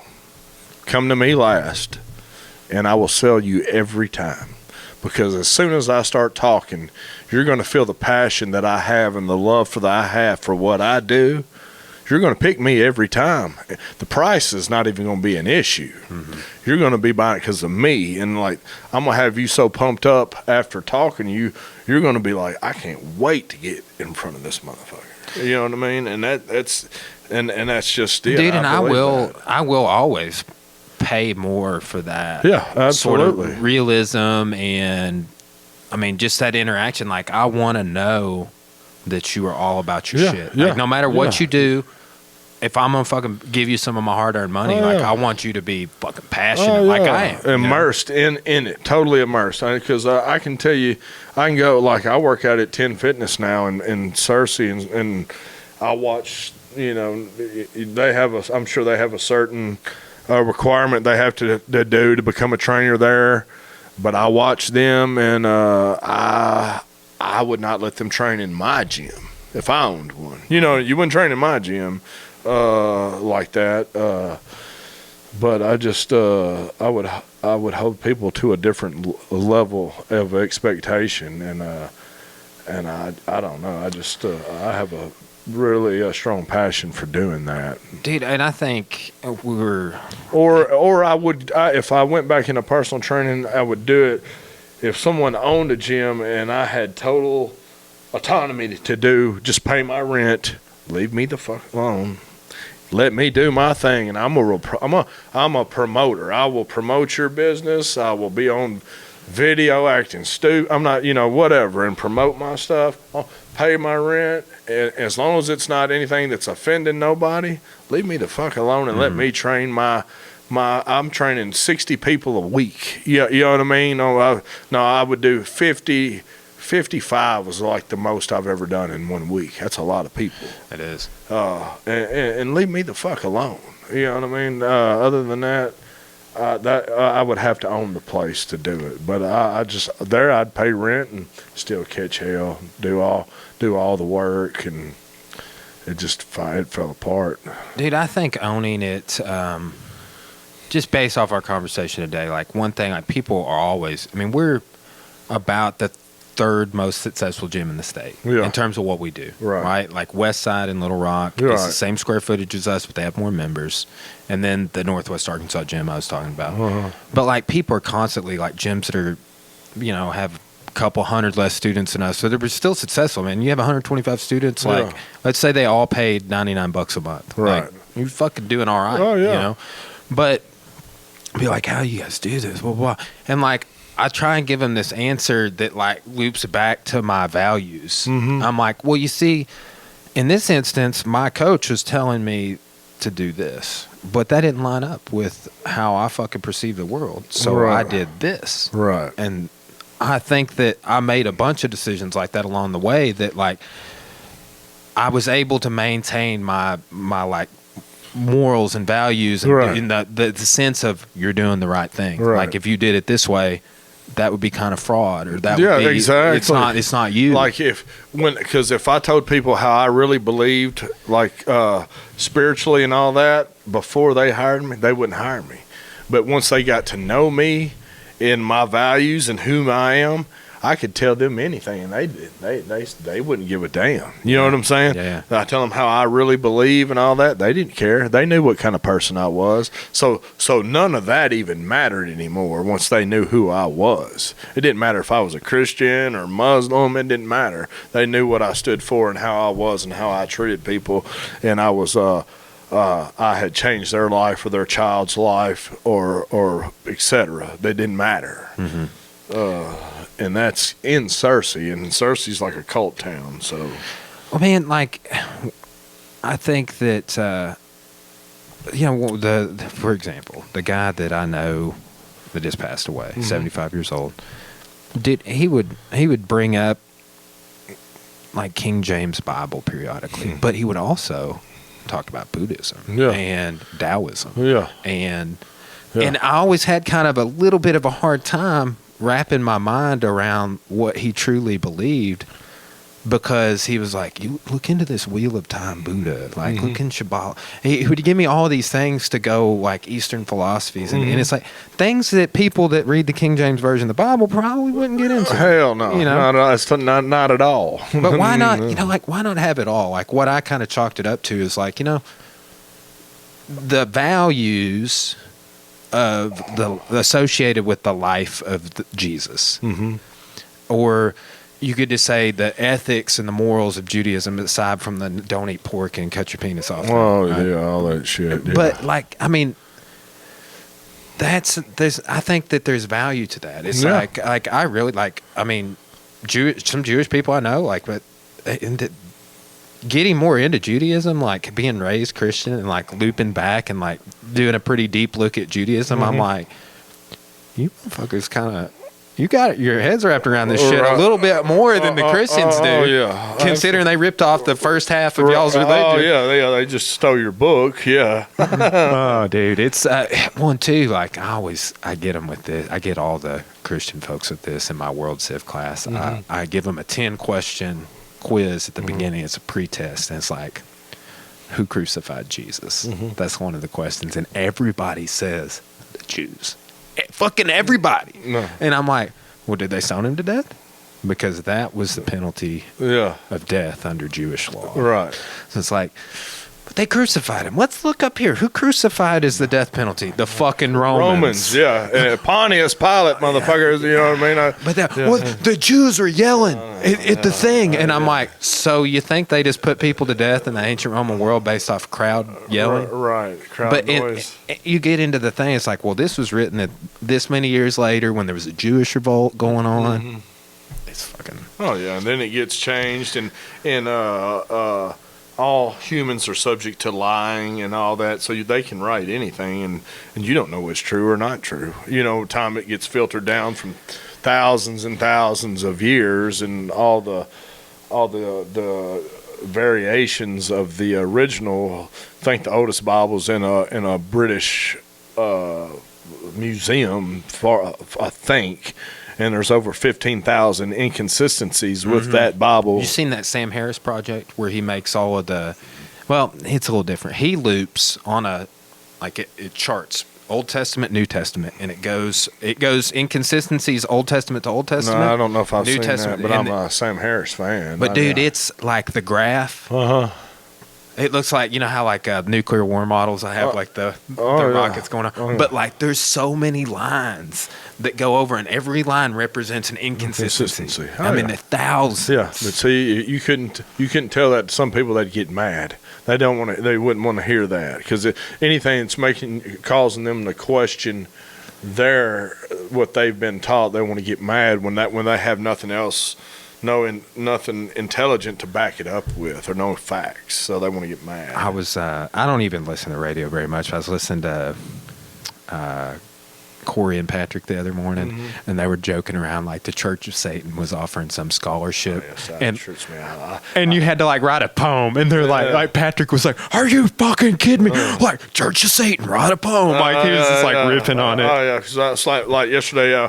I was in Memphis at my buddy's gym, NBS, and one of my good friends was in there working out, and I had my friend with my daughter. My daughter knows my sense of humor, and I fucking did the pentagram and put 666 on it and put it in his window. You know what I'm saying? And just give him because I've always made jokes about that naturally. My whole life. I'll even tell you the story that where that all came about. I was probably around 6 years old.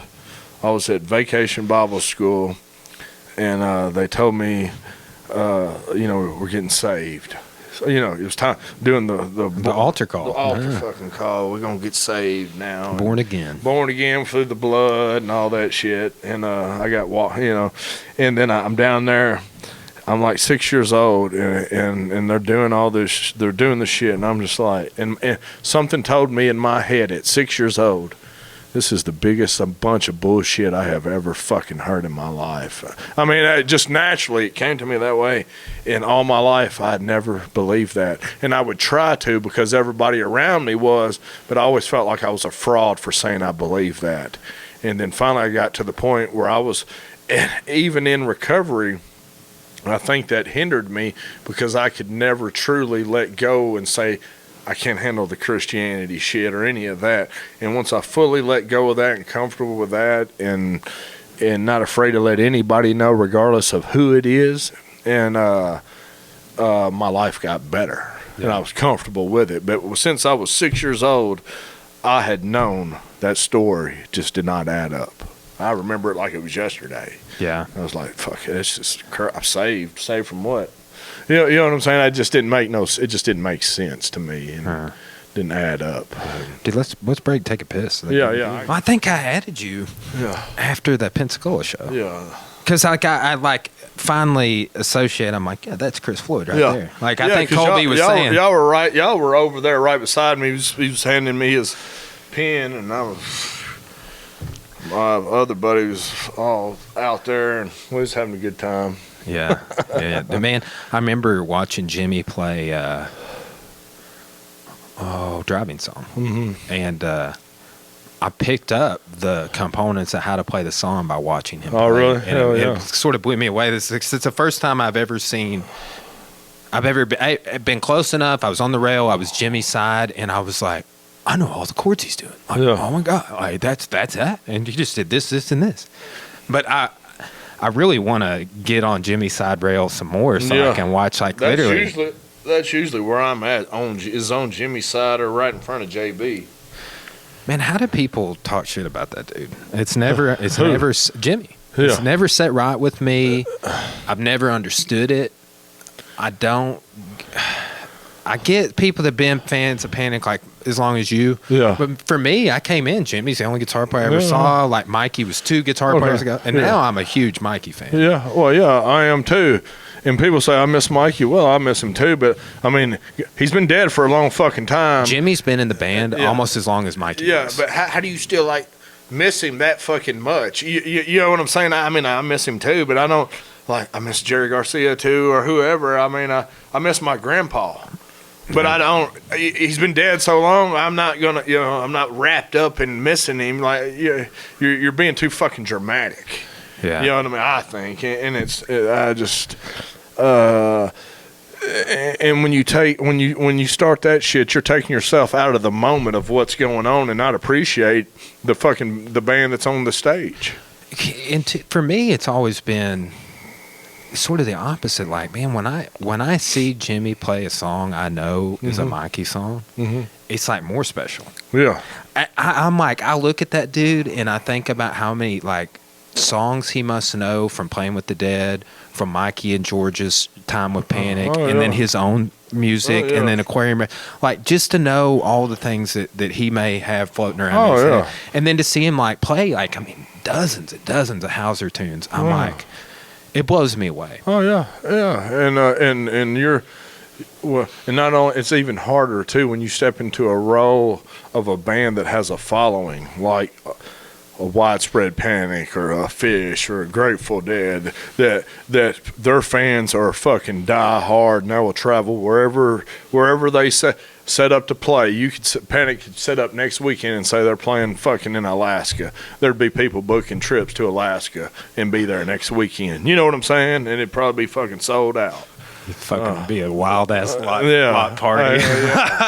Cold motherfucker up there, but yeah. I mean, you're right though. It is a very special and unique community. Like, people, it's jam bands, whatever you want to call it. I was not even plugged into that this was a thing. Like, when Mike came on, because you told me to ask him about the Dead, and like, I was kind of mind blown that knowing a little bit about how much of the Dead he had seen, but then he was talking to me on the podcast. He's seen the shit like Mike Handler. Yeah. Oh no, he's seen like 100,000 person show or something like that. Yeah, he's seen a shitload of fucking Dead shows, and another dude that another good buddy of mine, like, he spent 10, 12 years on the road with the Dead, like every year. Like, I mean, they lived that life, and Handler was shit. He's seen a bunch of shows. I mean, he's been around for a while.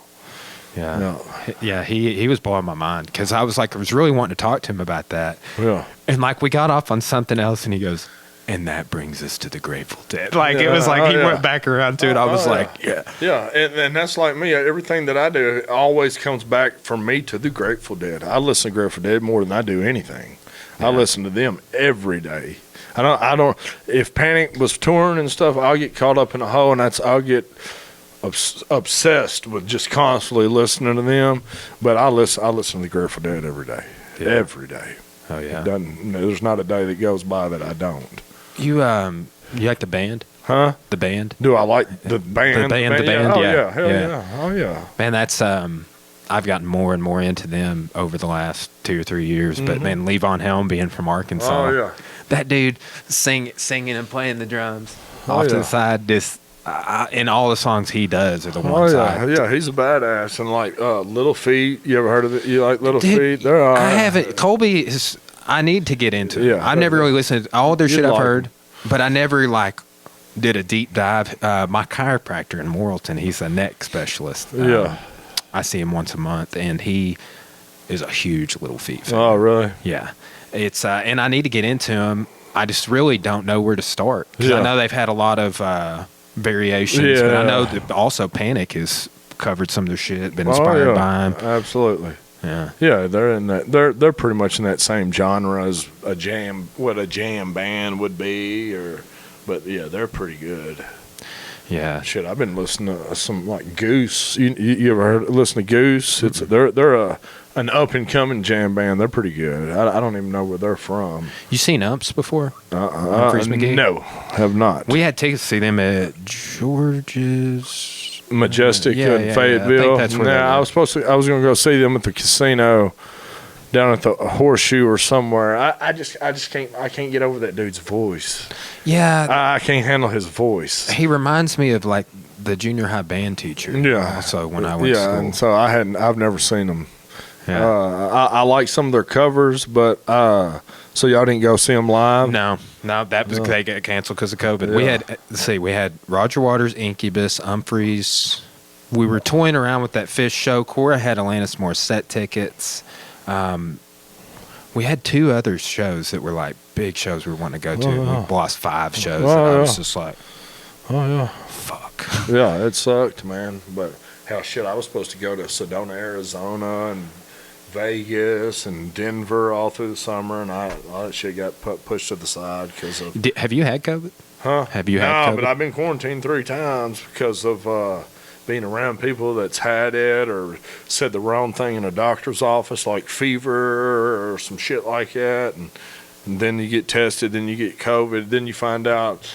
I got one place, and they give you the 15-minute test, but they don't tell you that the laboratory's backed up 8 hours, so your 15-minute test is going to take about 8 hours to find out for the 15 minutes. I had 2 of those rapid tests. Both of them, fortunately, were negative. Yeah. That's what blows my mind, dude. I think, and I could be wrong, because, dude, it's this deep in the pandemic, my parents have just got it. They have it right now. Yeah. But there's tons of people I know that are just getting it for the first time. And I've, was around Cora. So, my theory is that there are different strains or strands of this. Well, yeah, I just heard it on the news this morning or yesterday that there was a new strain of it that was affecting kids differently now, that there's a new COVID, you know what I mean? So I just heard something like that. I don't know if it was yesterday or this morning, but that somebody was saying something about that, last night in the gym, but a couple weeks ago on the podcast, someone was breaking down this is the strain they have in Europe. This is the strain. Yeah, it broke down how it went where. Yeah, it was something like that. Yeah, there's different strains of it, and so I just wonder if the strain Cora got, I either have some immunity to, but maybe the strain that my dad has, I don't. And I don't know if that's it, but viruses. I'm not trying to say, I always say this when I say this theory. I'm not trying to say COVID's like the flu. Yeah. But it is like the flu in this. 3 years ago, I got the flu. First time I've had it since I was an adult that I can remember. Super rough on me. Almost went to the hospital. Damn. Cora let me sit on the couch and dehydrate for a whole day. Was you got a man cold. And then that night after about 24 hours, my fever was just busting, man. And she was starting to get freaked out about it. But she didn't get it. She took care of me every day after that, after she realized I was dying. Yeah. And she didn't get it. And that blows my mind. When she had COVID, I was all up in her. You know what I'm saying? We've actually been trying to have kids since April. Oh, really? Right? And she was having COVID, being you gonna make a deposit or what? Right, I'm just yeah. Come on, let's get it over with. I mean, that was kind of where I was with it, because dude, you can't people be oh, she needs to stay in the bedroom and you need to stay in. I'm that ain't gonna fucking work. You stay in your bedroom. I do what we do at my house. You do what you do at your house. Yeah, man, I'll say this whole pandemic. The thing that has bothered me the most, and not necessarily, it's along the same line as virtue signaling, but is hey, Chris, you need to live this way, okay? Yeah. You don't think this way about about this, about that. This has just been a year of everybody telling everybody else how to live. And I'm the opposite person to try to tell that to. Cause I am too. I am not that person. And I'm not that person to the point where so many times I've wanted to get on social media and rant about it or something, but you know what that is? The hypocrisy of me telling people how to live by telling them to stop telling me how to live. Yeah, right. Yeah. It is the same thing, kind of. And but telling me what to do and how to live and all that doesn't really work for me, and what I need to do or what church I need to be a part of. And, Church of Christ, man. You're from Cersei, dude. That's them too, as well. If they're listening, but I don't. I just don't. One man. I remember a time a guy came into our gym and he was asking. He was a preacher and he's checking out the gym. Then he started getting to my business, asking me about Jesus and all this stuff, and if I died today, do I know? It's yeah, I do know, and I'm ready to go right now if I have to. It's none of your fucking business. Number one, witnessing's weird to me. Yeah, dude. Number one, it's none of your business what I believe. We're here to talk about a gym, and then after I told him that I'm ready to go right now, I don't fear death. I honestly don't. I went through a DMT experience that ridded me of any of those kind of fears. And I have no fear of that. And when that day comes, I feel like it will be a relief. And I will be able to flow on and catch the next wave. The next energy is just going to keep flowing. And I went through an experience that I believe 100% that if I hadn't walked out there and got him, no fear. The only thing I want to see my daughter grow up, you know what I mean? Mm-hmm. But I have no fear at all. Man, I'll tell you about a DMT experience I had, which kind of wrap it up into some other shit we talked about, but 2 Nashvilles ago, not the Ryman show, but the Nashville before that. Yeah. Super insane screen shows. Yeah. We did someone and we got back to our B&B like after the show, and it was not one, and it was the last time I did it, as a matter of fact. But yeah. I had this is the last time I did it, actually. The most intense, and it's about the 10th time I'd done it. The most intense experience. Here's how I describe it to people. When I blasted, I started seeing people that I could only say, it was like I was in a time lapse, you know, like literally like the world was going by, like you would just see a time lapse, like you see like the sun set and rise, set and rise, set and rise, set and rise, set and rise. Like life in the world was literally moving past me at a constant rate. And then I started seeing people that I would say like are responsible for my current state of consciousness. My philosophy professor, this mentor of mine that just passed away, one of my best buddies, Mike, my dad, like people that had like passed their their ideas played a big role in your life, like literally. But I saw them, like I would like focus in on them, everything else would be moving, and then they would deteriorate to dust. Like I was like seeing them die essentially. And I've been thinking about this a lot lately because this guy just passed away, and my philosophy professor has pancreatic cancer, which is the worst one you can get, just about. Yeah, which that's what Mikey had, was pancreatic. Fucking Patrick Swayze out. Yeah, oh yeah. It's but man, that was just a real intense experience in which I walked away from looking at things a lot differently. Yeah. Right? It was just. It's like I just like described it. It was like being stuck in a time lapse in which I saw everybody I cared about. It was interesting too because there were no females, but it was like really like the strong male role models in my life, the mentors, and like I saw them just go away, just disappear into nothingness. Yeah, ashes to ashes, dust to dust. Yeah. It was wild, and like I will say, like I got out of it, and I was just like, I'm not going to do that stuff for a while. Yeah, no, I got, like I said, once you get the message, you put the phone down, and I got the message on the last time that I did it, and it took away my fear of death. I have no fear at all.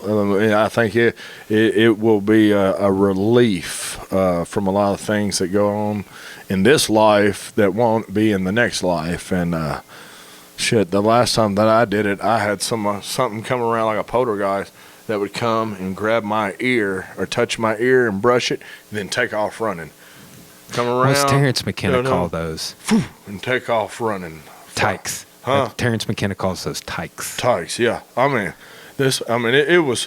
I'd be in my recliner and walk around, and I could feel it, brush my hair and then scrape my ear and then take off running. And it'd go so fast you couldn't even fucking see it. I mean, that's how fast. But I was like, well, this shit is insane. And then I had some other shit that happened, and it's like, just let me know that everything was going to be okay no matter what. One of the weirder ones I had, was one of the first ones, was with it's like there was a narrator, which I would say like maybe is what McKenna describes one of these tykes, but it was also like people, just like the whole flow of how the experience went.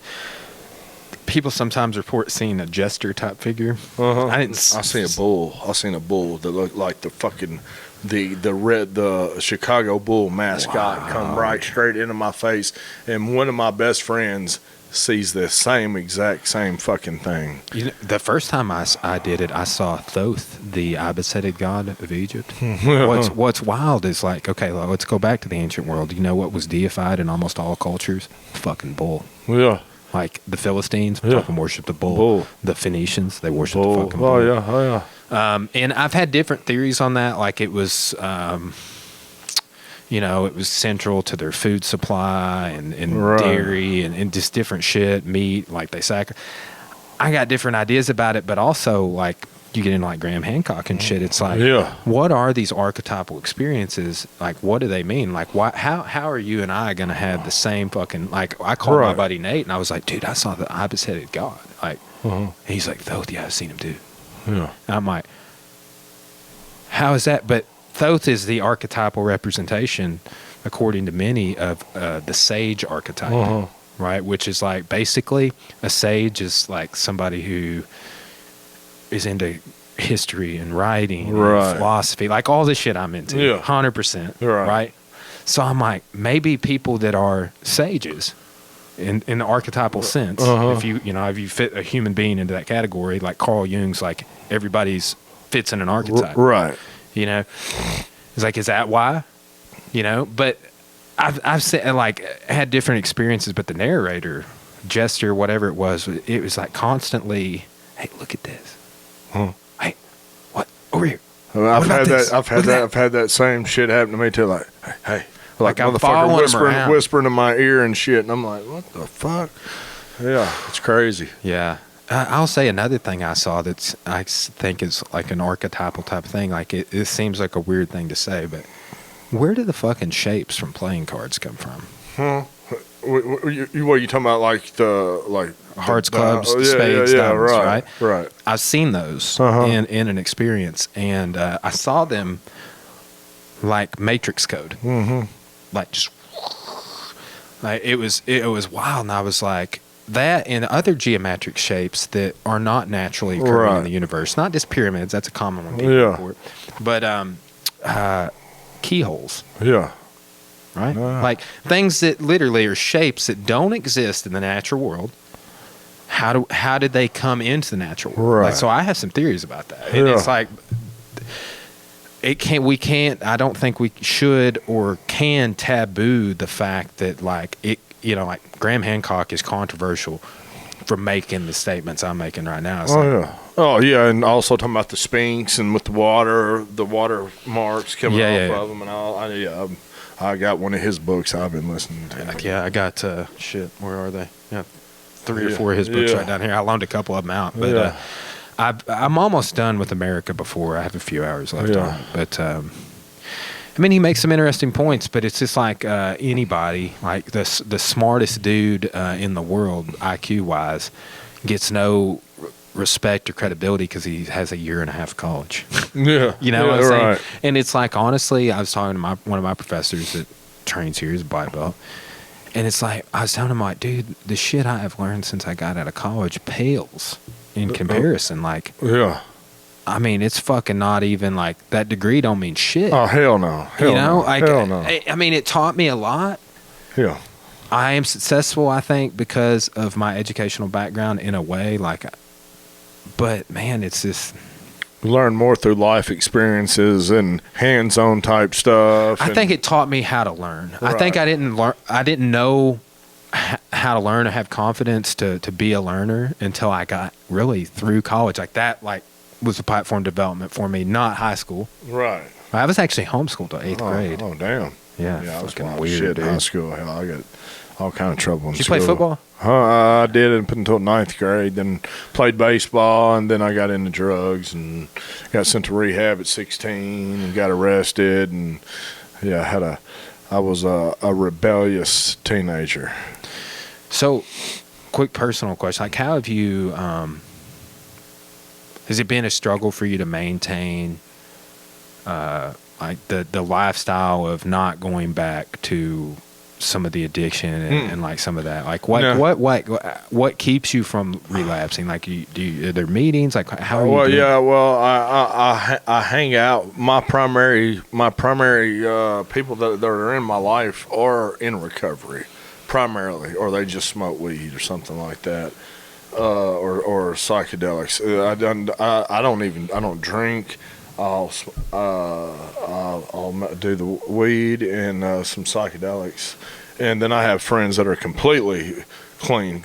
Technically, that's not completely clean, but once I didn't even do that until last year. Get back once I felt that I had evolved enough and I was ready to try to get back into a psychedelic where it would benefit me. Yeah. And the first one I did changed my whole life. Took you probably further away from that shit. Yeah. Oh yeah, it did. It took me further away from it, and I've been sick and all this shit and depressed over the year.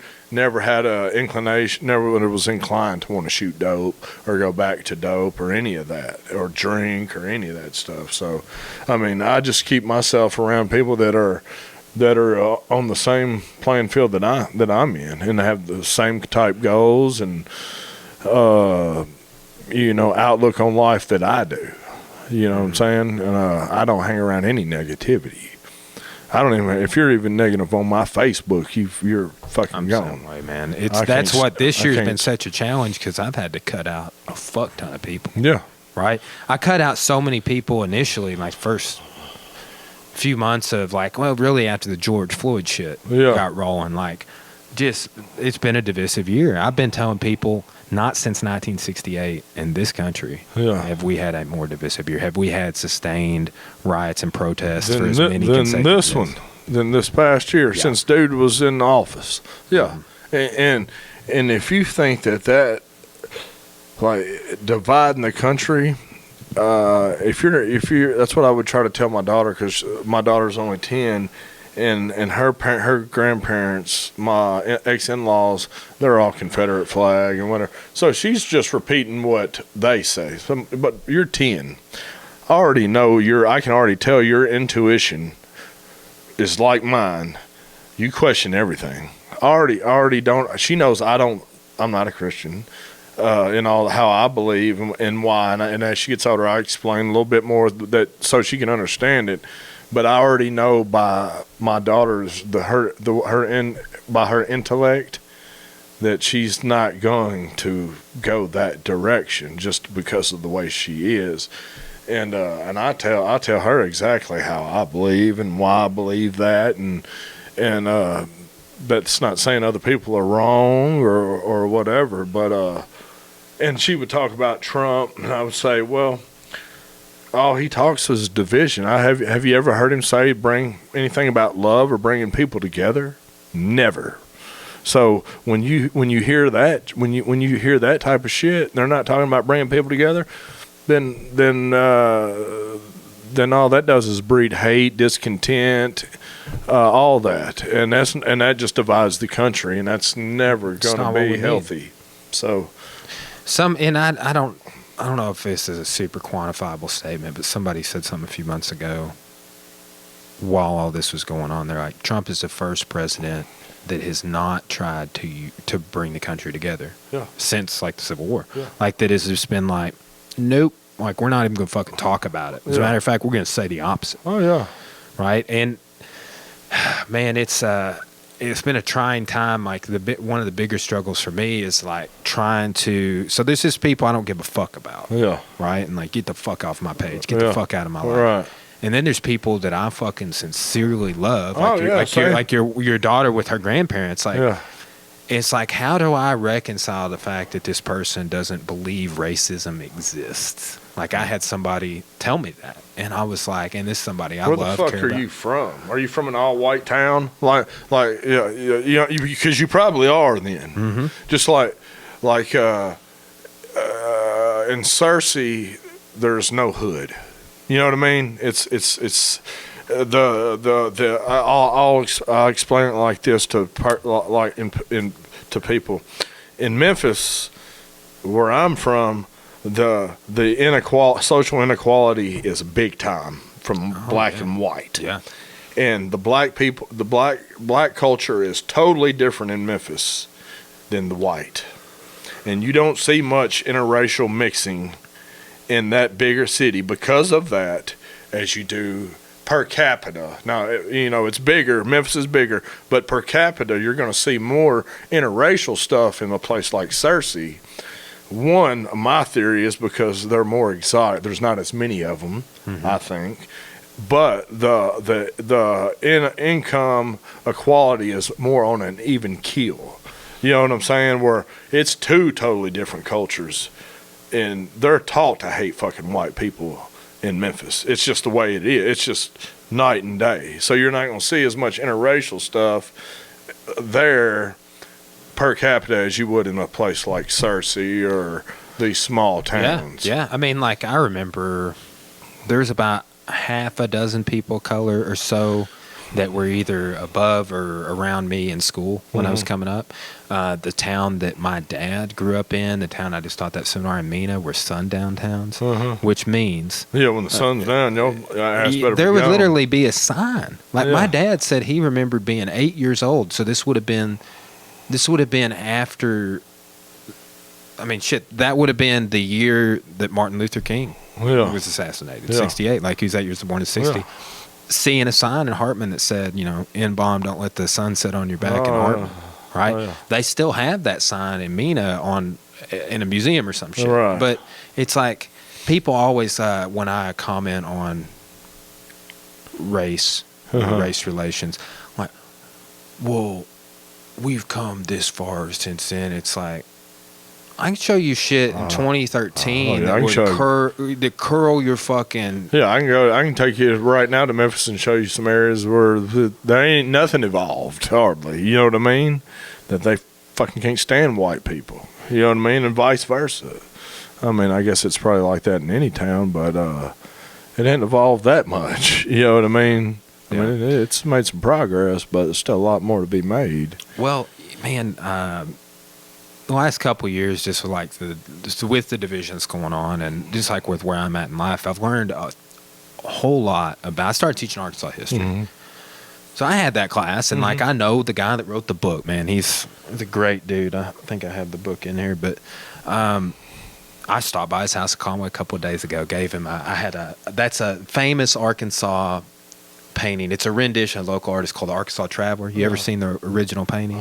It's real famous in Arkansas history. It's a guy going, he is campaigning, and he finds a squatter that's in the territorial period, and this guy's like moonshine, and his kids are all fucking barefoot. And it's like the stereotypical image people have of Arkansas, hillbilly. Oh, yeah. And then it's like the nice politician who's the opposite. Right? And then there's a song, there's a painting, there's a tune, there's all these different things with it. But man, learning about the guy that was my mentor that I still talk with, helps with my class, he's the expert on Civil War and Reconstruction. But really, like, man, right from the Civil War until Reconstruction ended in the South, there was improved racial relationships. Then what happened, particularly in Arkansas, when Reconstruction ended, former Confederates were allowed to vote. We disenfranchised them from voting. Then they were able to take back over. That's where you get the first Klan. And that's when you get Jim Crow laws and all this shit in the South. And in the North, too. There's shit that went wrong in the North as well. Absolutely. But, man, that is, like, broadened. There's a guy, his name's C. Van Woodward. A great book called The Strange Career of Jim Crow. And his thesis is like from 65, 68 really, when they started getting to vote, until 74, the end of Reconstruction. He's like, that's when they actually enjoyed some you saw racial mixing, you saw people getting along, some freedoms, you saw the Union protecting these people and making sure that they could vote and have rights. And then we went from that to like Klan. Like there's some illustrations in Harper's Weekly, this publication that was out after the Civil War in Arkansas, of like Klan members terrorizing black families. And then you had sharecropping, all this other shit come in. But man, it's like you chart that forward to now, and you get like into the civil rights movement. There's a great documentary called Eyes on the Prize. It's on YouTube. The second one's about the Little Rock Nine. Oh, really? A lot about Arkansas, but one of the first or second one goes into Emmett Till. Yeah. It's 55. Yeah, you got killed in Mississippi. Yeah. Then they put a monument up that was blown to pieces numerous times. Yeah. I think they took it down or did something to it in 2013. They just had a thing where the kids were at the Emmett Till site again with the gun, like an Instagram post or something. Yeah, with guns. And I know the kid was one of my old personal training clients. That's the head of that fraternity of those kids that were doing that. I'm like, y'all are dumbasses, man. Yeah, well, like when people say that phrase, like how far, we've come a long ways. And I point to that sign like this one time, I forget how many times they shot it up. Yeah. It was like 300 times, or 300 bullet holes in it or something before they, like, it used to be just like a normal sign, like then they made it a bigger monument. But it's been vandalized numerous times, and it's like, so that was in 2013. How far have we come since 2013? Yeah. Like, that's this shit's still going on. Yeah. 7 years, we ain't come too far, you know what I mean? Yeah, but man, I just, it's kind of like what I was saying with not telling people how to live. Mm-hmm. It's hard to not get real passionate about this because, dude, but like I think ultimately the best thing we could do is just not be that fucking way. Oh, yeah. Like I comment on it and shit, but it's like, the Gandhi stereotypicals, that can be the fucking change you want to see. Mm-hmm. Like us, tearing these people down, like I don't think that's going to bring it about. Like I've tried to be as silent as possible this year, right? And it's knowing some of this, like, man, this is the most silent. I used to let that stuff control me on Facebook. Like when the Clinton and Trump campaign was going on, dude, I was always debating somebody, and even with my clients. I'm surprised that clients even kept me as a trainer because I was fucking dogging Trump, and I wasn't really a Hillary Clinton fan either, but I sure in the hell wasn't a Trump fan. You know what I mean? This dude's not even a politician, and he's not even just leader of the free world. Yeah, and I was just letting it control me, and I'm just saying, on a day-to-day basis, how much does that affect my life? None, hardly any. I still made money when Obama was president. I still made money when Trump was president. Still made, you know what I mean? I've made money regardless of who it is. The day-to-day actions that has an impact on me is not as much, just on the bigger picture. Mm-hmm. Now, on your local stuff, who you elect and all that has more of an impact on your day-to-day stuff. I agree. 100%. That's like what we're talking about with me having to move over here, dude. Yeah. It's a positive thing, but like I literally feel like I was forced out of my neighborhood. And then I saw the city planner and I didn't realize it was her. She had a mask on at Walmart this morning. Right? Like I was getting some fucking shit to hang my artwork up. She's like, Brian, hey, you might not know me. I'm Heather's friend, Sarah. And I was like, okay, yeah. What's up? She was asking about Cora having COVID, and she had COVID and was had a hard recovery. And then afterwards, she told me her last name, and I was like, you're the enemy, lady. Like you made me get a sign permit illegally. Yeah. Like my sign on the building I shouldn't have had to pay a permit for that. I didn't have to pay it when it's across town. All I did was move it. You're supposed to pay a sign permit if it's like so many feet high. Right. And I argued with him back and forth 2 or 3 times, and Cora went behind my back and paid it, just to make it go away. But like that's the sort of shit. Like that seems arbitrary, $50, $30, whatever it was. But it's like, no, they literally made that shit up. Yeah. Like I didn't have to pay for this before, just because I moved it to this building. I shouldn't have to pay for it. What's the deal here? Like the guy that I took his sign down, he didn't have to pay for it. It's not. A sign is like that. You has to be up so many feet and out on a pole. Did they explain why you had to pay it or no? Well, no, and what I kept asking for, I was like, you need to show me the code. Yeah. You need to show me the statute, because what I'm reading here, this is not a sign. Right. Like a sign is like over here across town. Here's some pictures. Oh, yeah, absolutely. Like how Walmart has the big thing with the arches. Like they have to pay an annual permit for that. Like because it's so visible. right? It's like they basically are saying like, hey, since everybody can see that from all over town, like it's an eyesore maybe, so you got to pay us. Like, people don't want to look at it. Like, I get that. You know, Conway, you have to pay, like, just to be able to advertise, period, you have to pay a monthly due. Oh, damn. To, like, so it's not an annual permit of $30 or something. But that's the sort of stuff, like, yeah, the local city council, and what blows my mind is us being in Arkansas, we're one of the most taxed states. Yeah. But we're ran by a bunch of fucking conservatives who say that they don't like big government or taxing us. Yeah. But yet we're one of the most taxed states. Yeah. And we had the November election, right? 2 months before that, they had a special election to carry over this 1 cent sales tax for, like, drainage and all this shit. Yeah. And it's like, you motherfuckers haven't been fiscally responsible this whole time I've lived here. And they basically snuck this in. They could have put it on the November election. Right. Only 1,800 people came out to vote. Yeah, well, they got it passed. They snuck it in so that would pass. And paid $20,000 to have a special election less than 2 months before the general election. Oh, damn. Where they could have done it then. But that's just, man, that's local bullshit. We got a city council person 78 years old. Their husband was city council before them. Oh, yeah, and it's in their family and, you know, part in their bloodline or whatever. And yeah. Yeah. It's crazy. It is, man. Like, but, you know, I would say I have a bigger following than all those motherfuckers. Yeah. And I sit on this podcast and talk shit about them. Hey, you got this on YouTube? How many? YouTube, I would say my biggest audience pull for the video is on Facebook. Oh, really? In 2021, I'm doing multicam live stream. So, like, basically, I'll have it queued up to where, like, when you talk, the camera will switch to you. I've been working on that. Another thing, like, I just moved in this studio about 6 months ago. Yeah, I remember when you first got it going. All this, like, I got a big cable networking system coming together.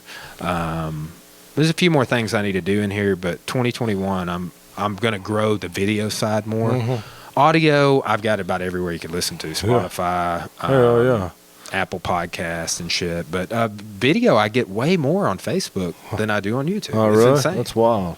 Yeah, YouTube for the gym, at the gym YouTube, does way better. I got several videos over 1,000 views. Like, it's is it monetized? Not yet. YouTube just keeps moving the marker to get monetized. And it's like at the gym when I was training, I had to set up a YouTube channel. He'd made me and he didn't want me to have a YouTube channel in his gym. You know, he was afraid you know, he felt like it was taken away from the gym or wasn't spotlighting him or whatever. I was like, all it's doing is giving your fucking gym exposure. I mean, it's free exposure for your gym. I'm training the people. It's everything has to do with Rhino Fitness. 100%. Yeah, so it was just kind of crazy. Sounds like our headphone amp went off. Can you still? Hello? Yeah, that's weird. Yeah. It's like it reduced a little bit. Yeah, it sounds like it did a little bit. Check 1, 2. Hello, checking. I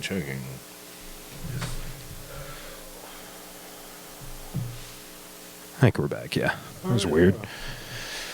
Yeah, but man, that's like I worked in here for 2 or 3 hours before you got here today. Just on like there's some shit I wanted to move around, and man, I set this up so I could have bands come in here and play and like grow the music side of this, and it's nice, man. I mean, it's put some work into it. I'm impressed. Well, thanks, man. Yeah. I'm just excited. This has been like a big vision, long time coming. Like I've been like, oh, okay, what do I want to do with this? Like, and it just is evolved. Right. And really, it just ties into everything I'm doing. Like the gym, I have his YouTube for it and stuff. But man, I just like Mike, man. He and I talk about this. Like, dude, we just like creating shit. Oh yeah, and he's a badass at all that shit. That dude, he's a very intelligent, very intelligent human being, and not only that, he's got a big heart. As far as like the the girl that got killed. Did you ever see the story about the girl that they're on Dead Tour and his girl got killed driving the show, and he still has this girl's picture and a little like monument made of her. Yeah. So, I mean, this is like 20-something years ago, and he I didn't still know has that shit. I didn't know the whole story behind it, but I mean, it's like, it just shows you what kind of dude he is, man. Like, yeah, it's a good dude, man. And there's some people that give him shit because of his little tiny hats or whatever, but you can find a reason to give anybody shit. You know what I mean? So. Yeah, like dude, I watch his lives all the time. Like, man, that dude goes live like constantly. Every time I look down. Every time you look at the phone, well, it's Mike's live. Yeah, he's always live doing something with that dog. Steve. Yeah. Steve the dog. Dude, Steve will piss. Like, I'm like, my dog goes out and like if he lifts his leg twice, you know, he's a big old fucking chocolate lab, just like a horse dog. Yeah, and like just like. Lifts his leg, pees once, maybe 2 times. Like, dude, Steve's like, I got a fucking bladder for days. I'm peeing on all these trees. Oh, yeah. It's fucking belong to me, guys. Yeah, and he's downtown L.A. too, so I know it's expensive to live down there. Yeah, a good friend of mine he's moving to Salt Lake City, but okay, so you'll dig this. My buddy Jack Toffrey's been on the podcast twice now. Yeah. One time he zoomed in, but he lives in L.A., downtown L.A. He's lived in Irvine, but like real expensive shit. He's moving to Salt Lake City, Utah. But this dude trains with Hickson Gracie at his house. Like, dude, Hickson Gracie is like the Jesus. Oh, yeah, I know who he is. I mean, through like, Joe Rogan. Yeah, he's the fucking man. So Maynard trains with Hickson. Yeah. Right? Yeah. And Maynard will only do, like, Hickson's style of jiu-jitsu, like, there's a certain group of people, and I'm in that group. I do other people's techniques too, but like, it's like, well, Hickson's style's the best. Yeah. Hickson's information's the best, but like, it's harder to track it down. You got to know somebody that learned it from him. Yeah, handed down. Yeah. And Jack is that person for me. I do private lessons. He's taught 5 seminars at my gym, came to my wedding. And I'm just like fortunate to know that dude. But Jack fucking trains with Maynard. Oh, yeah. Like, has trained with Maynard in L.A., like has been out to his restaurant. That'd be awesome. Yeah. That'd blow my mind. When we saw him in a perfect circle, so like, we have another friend who's been on the podcast from New York named Eddie Fivey. And I met Eddie a couple of times. A great dude. But he was on Tucker Carlson talking shit about getting his gym shut down. Oh, yeah. Like recently, because he's in New York. But Eddie knows, and Jack both know the guy that is like Maynard's security manager for like, I think all 3 of the bands. Oh, wow. But at least for a perfect circle. So when we saw him in Dallas, like, Jack was trying to get me to go teach Maynard a private lesson. Oh, that would have been awesome. It would. And like, man, I was like, I'd have been intimidated too. I was super intimidated. Yeah. And like, I was like, I wasn't banking on it. I was like, yeah, if it happens, it happens. It didn't end up happening. Yeah.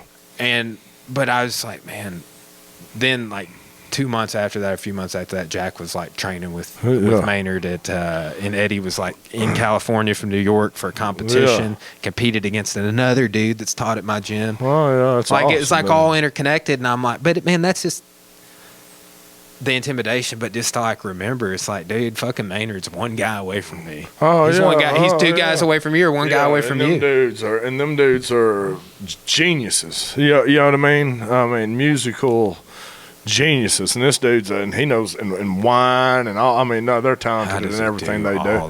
They're talented in everything they do. And I mean, like I was listening to Adam Jones last night on an interview talking about where he does all the artwork. You know, it's like the movie type art. It was telling how he got started in the Hollywood movie scene, doing movie art and all that stuff, and then how he met Maynard, and which I know all that story, and then the band. Dude, the Morello tie-in is real interesting to me, right? Yeah, oh yeah. Tom Morello went to high school with Adam Jones. Oh, and then I want to say did he live with Maynard? Yeah, I think so. I think they lived together. He taught Maynard how to play in drop D tuning. Yeah.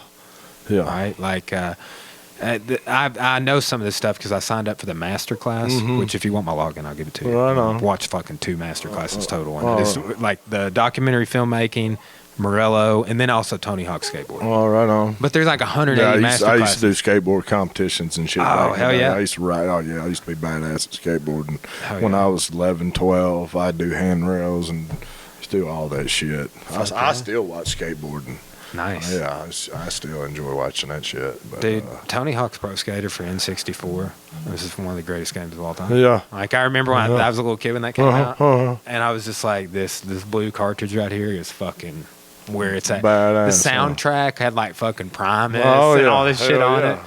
People are still like ranting and raving about that game. Like, they made other follow-ups, but like that was their origin. Hell yeah. Yeah. Shit, I was listening to Promise the other day. Hell yeah. Dude, Colby and I saw Promise when they played at the Amp a couple years ago. Yeah, and then hell, I seen them. They played at it's wherever some radio station is. It's out by Landers. You know where Landers car the Metroplex. Yeah, the Metroplex. I seen them play there. It was about 4 or 5 years ago, I think. It's the last time I seen Promise them play. sucks, dude. Yeah, they suck bad, big time. So I saw opening for Panic, they didn't open. It was same day at the 420 Fest. Mm-hmm. The Lennon Claypool Delirium. Yeah, that was fucking. Was good. it good? Yeah. What I've heard, I liked. I hadn't seen them, but I've liked some of the stuff I've heard from them. I've been digging seeing Les Claypool and Jason Momoa hang out, like they're fucking fishing together and shit. Fishing, hell yeah! Like he gives him that bass. Man, Les Claypool was enigmatic in a way similar to Maynard. Oh yeah, and like I said, he tried out for Metallica, and they said that he was too good for Metallica. Yeah. Yeah. You have you followed that guy? I may have to pull him up on my phone. I had him on the podcast a while back. He's super viral, famous. Dr. Funk. No, I don't know if I know him. I bet you've seen this video of him playing right here. And I turned off my YouTube Premium or whatever because fucking Joe Rogan's off now. Yeah, it's now I get ads, and that's on Spotify. Yeah, which I pay Spotify Premium here at the gym. You seen that video? This dude was on the podcast. His name's Johnny. Where's he from?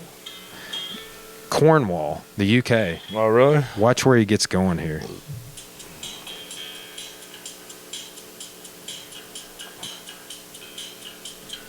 Let me see if I can make this come through the... I think I can make it come through the... headset? Yeah, without getting a copyright. No, I can't. Here it comes. Oh, yeah. Isn't that motherfucker crazy, dude? Yeah. I fucking sit around it. Like, he will cover, like... I love the Chili Peppers.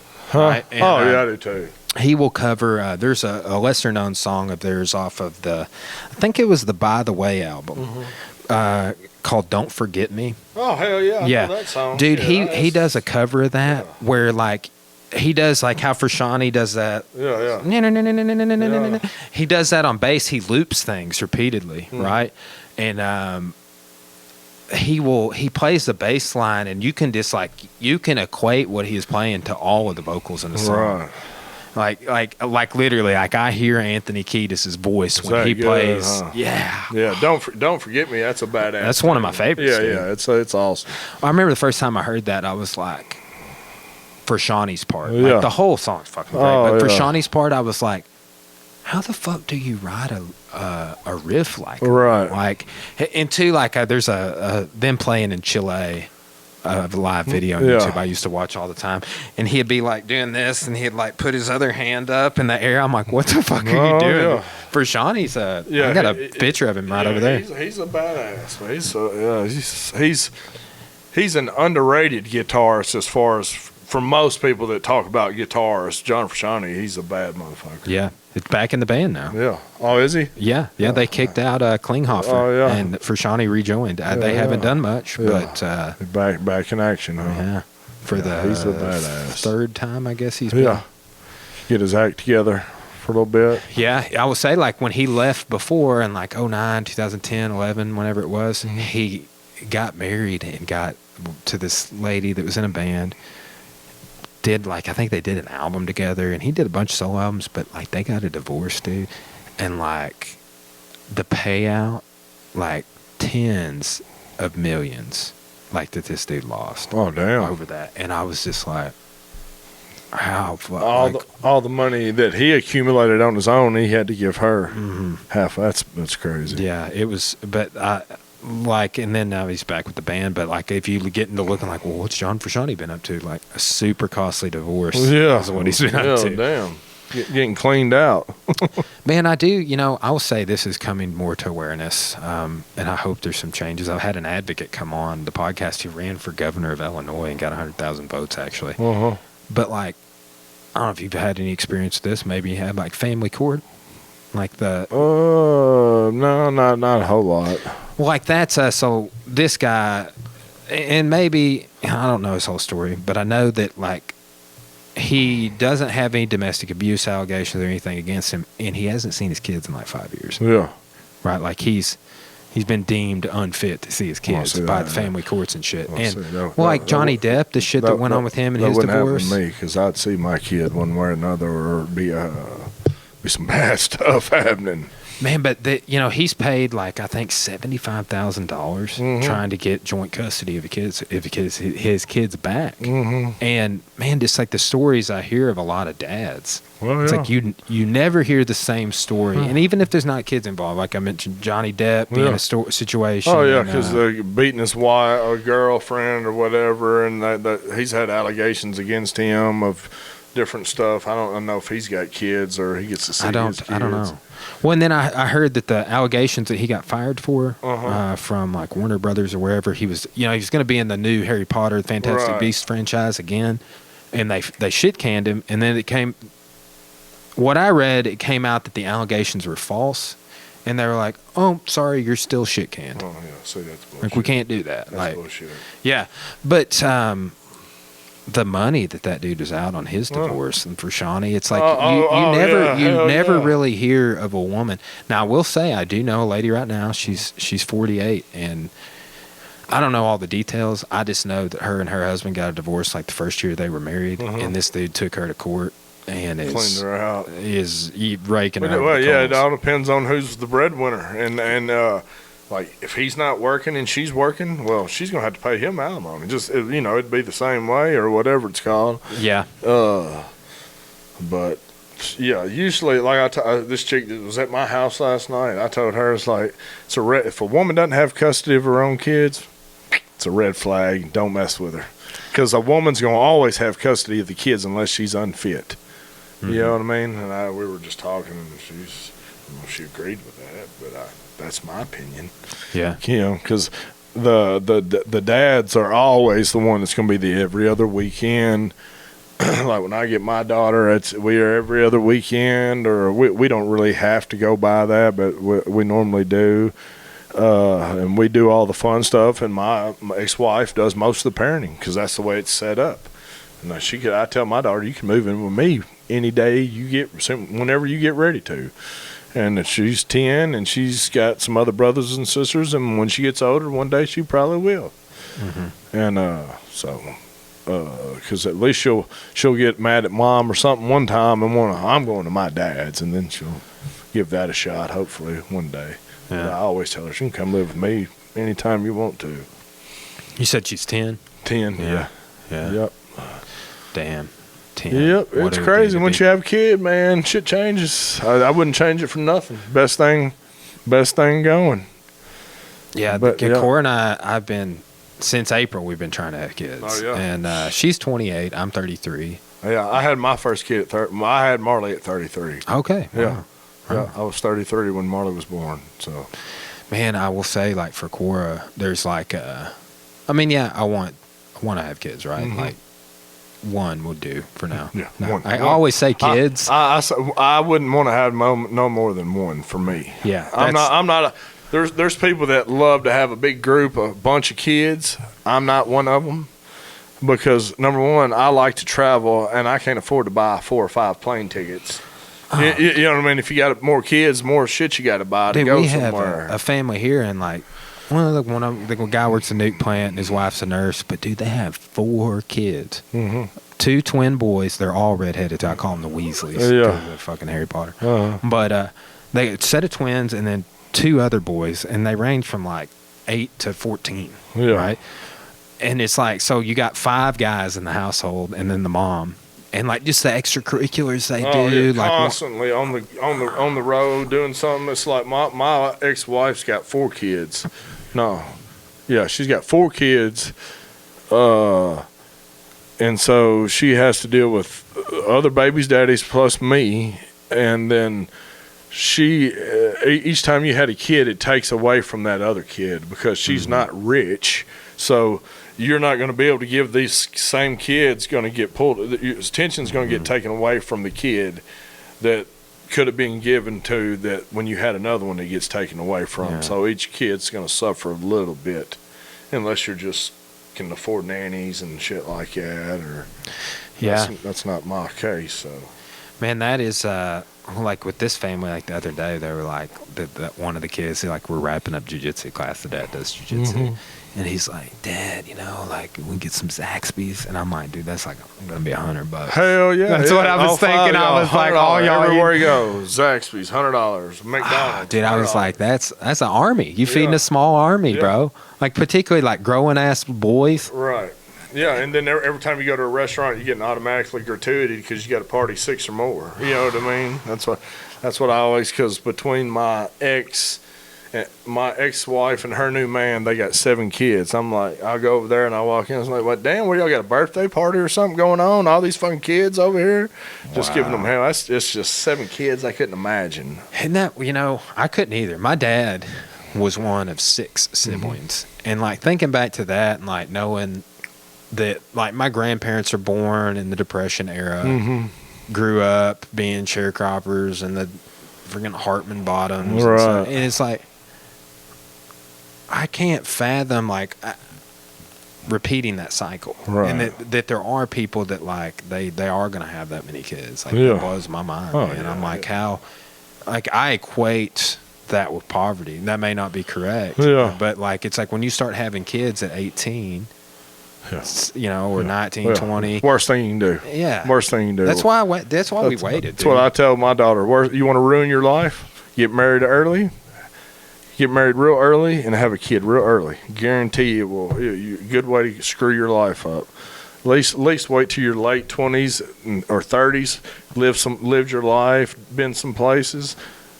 Settle down a little bit. Then have some kids. And the life that I think you can give your kid when you're that much further along in life, like that was a big thing for me. Is like I wanted to break the cycle of like my parents had my sister and I when they were just young. I think they were 26 when I was born, so a little bit. They had her at 19, 20 years old. And no, not that this is like, but at the time, like they didn't have college education. My dad was really not making super good money. And what is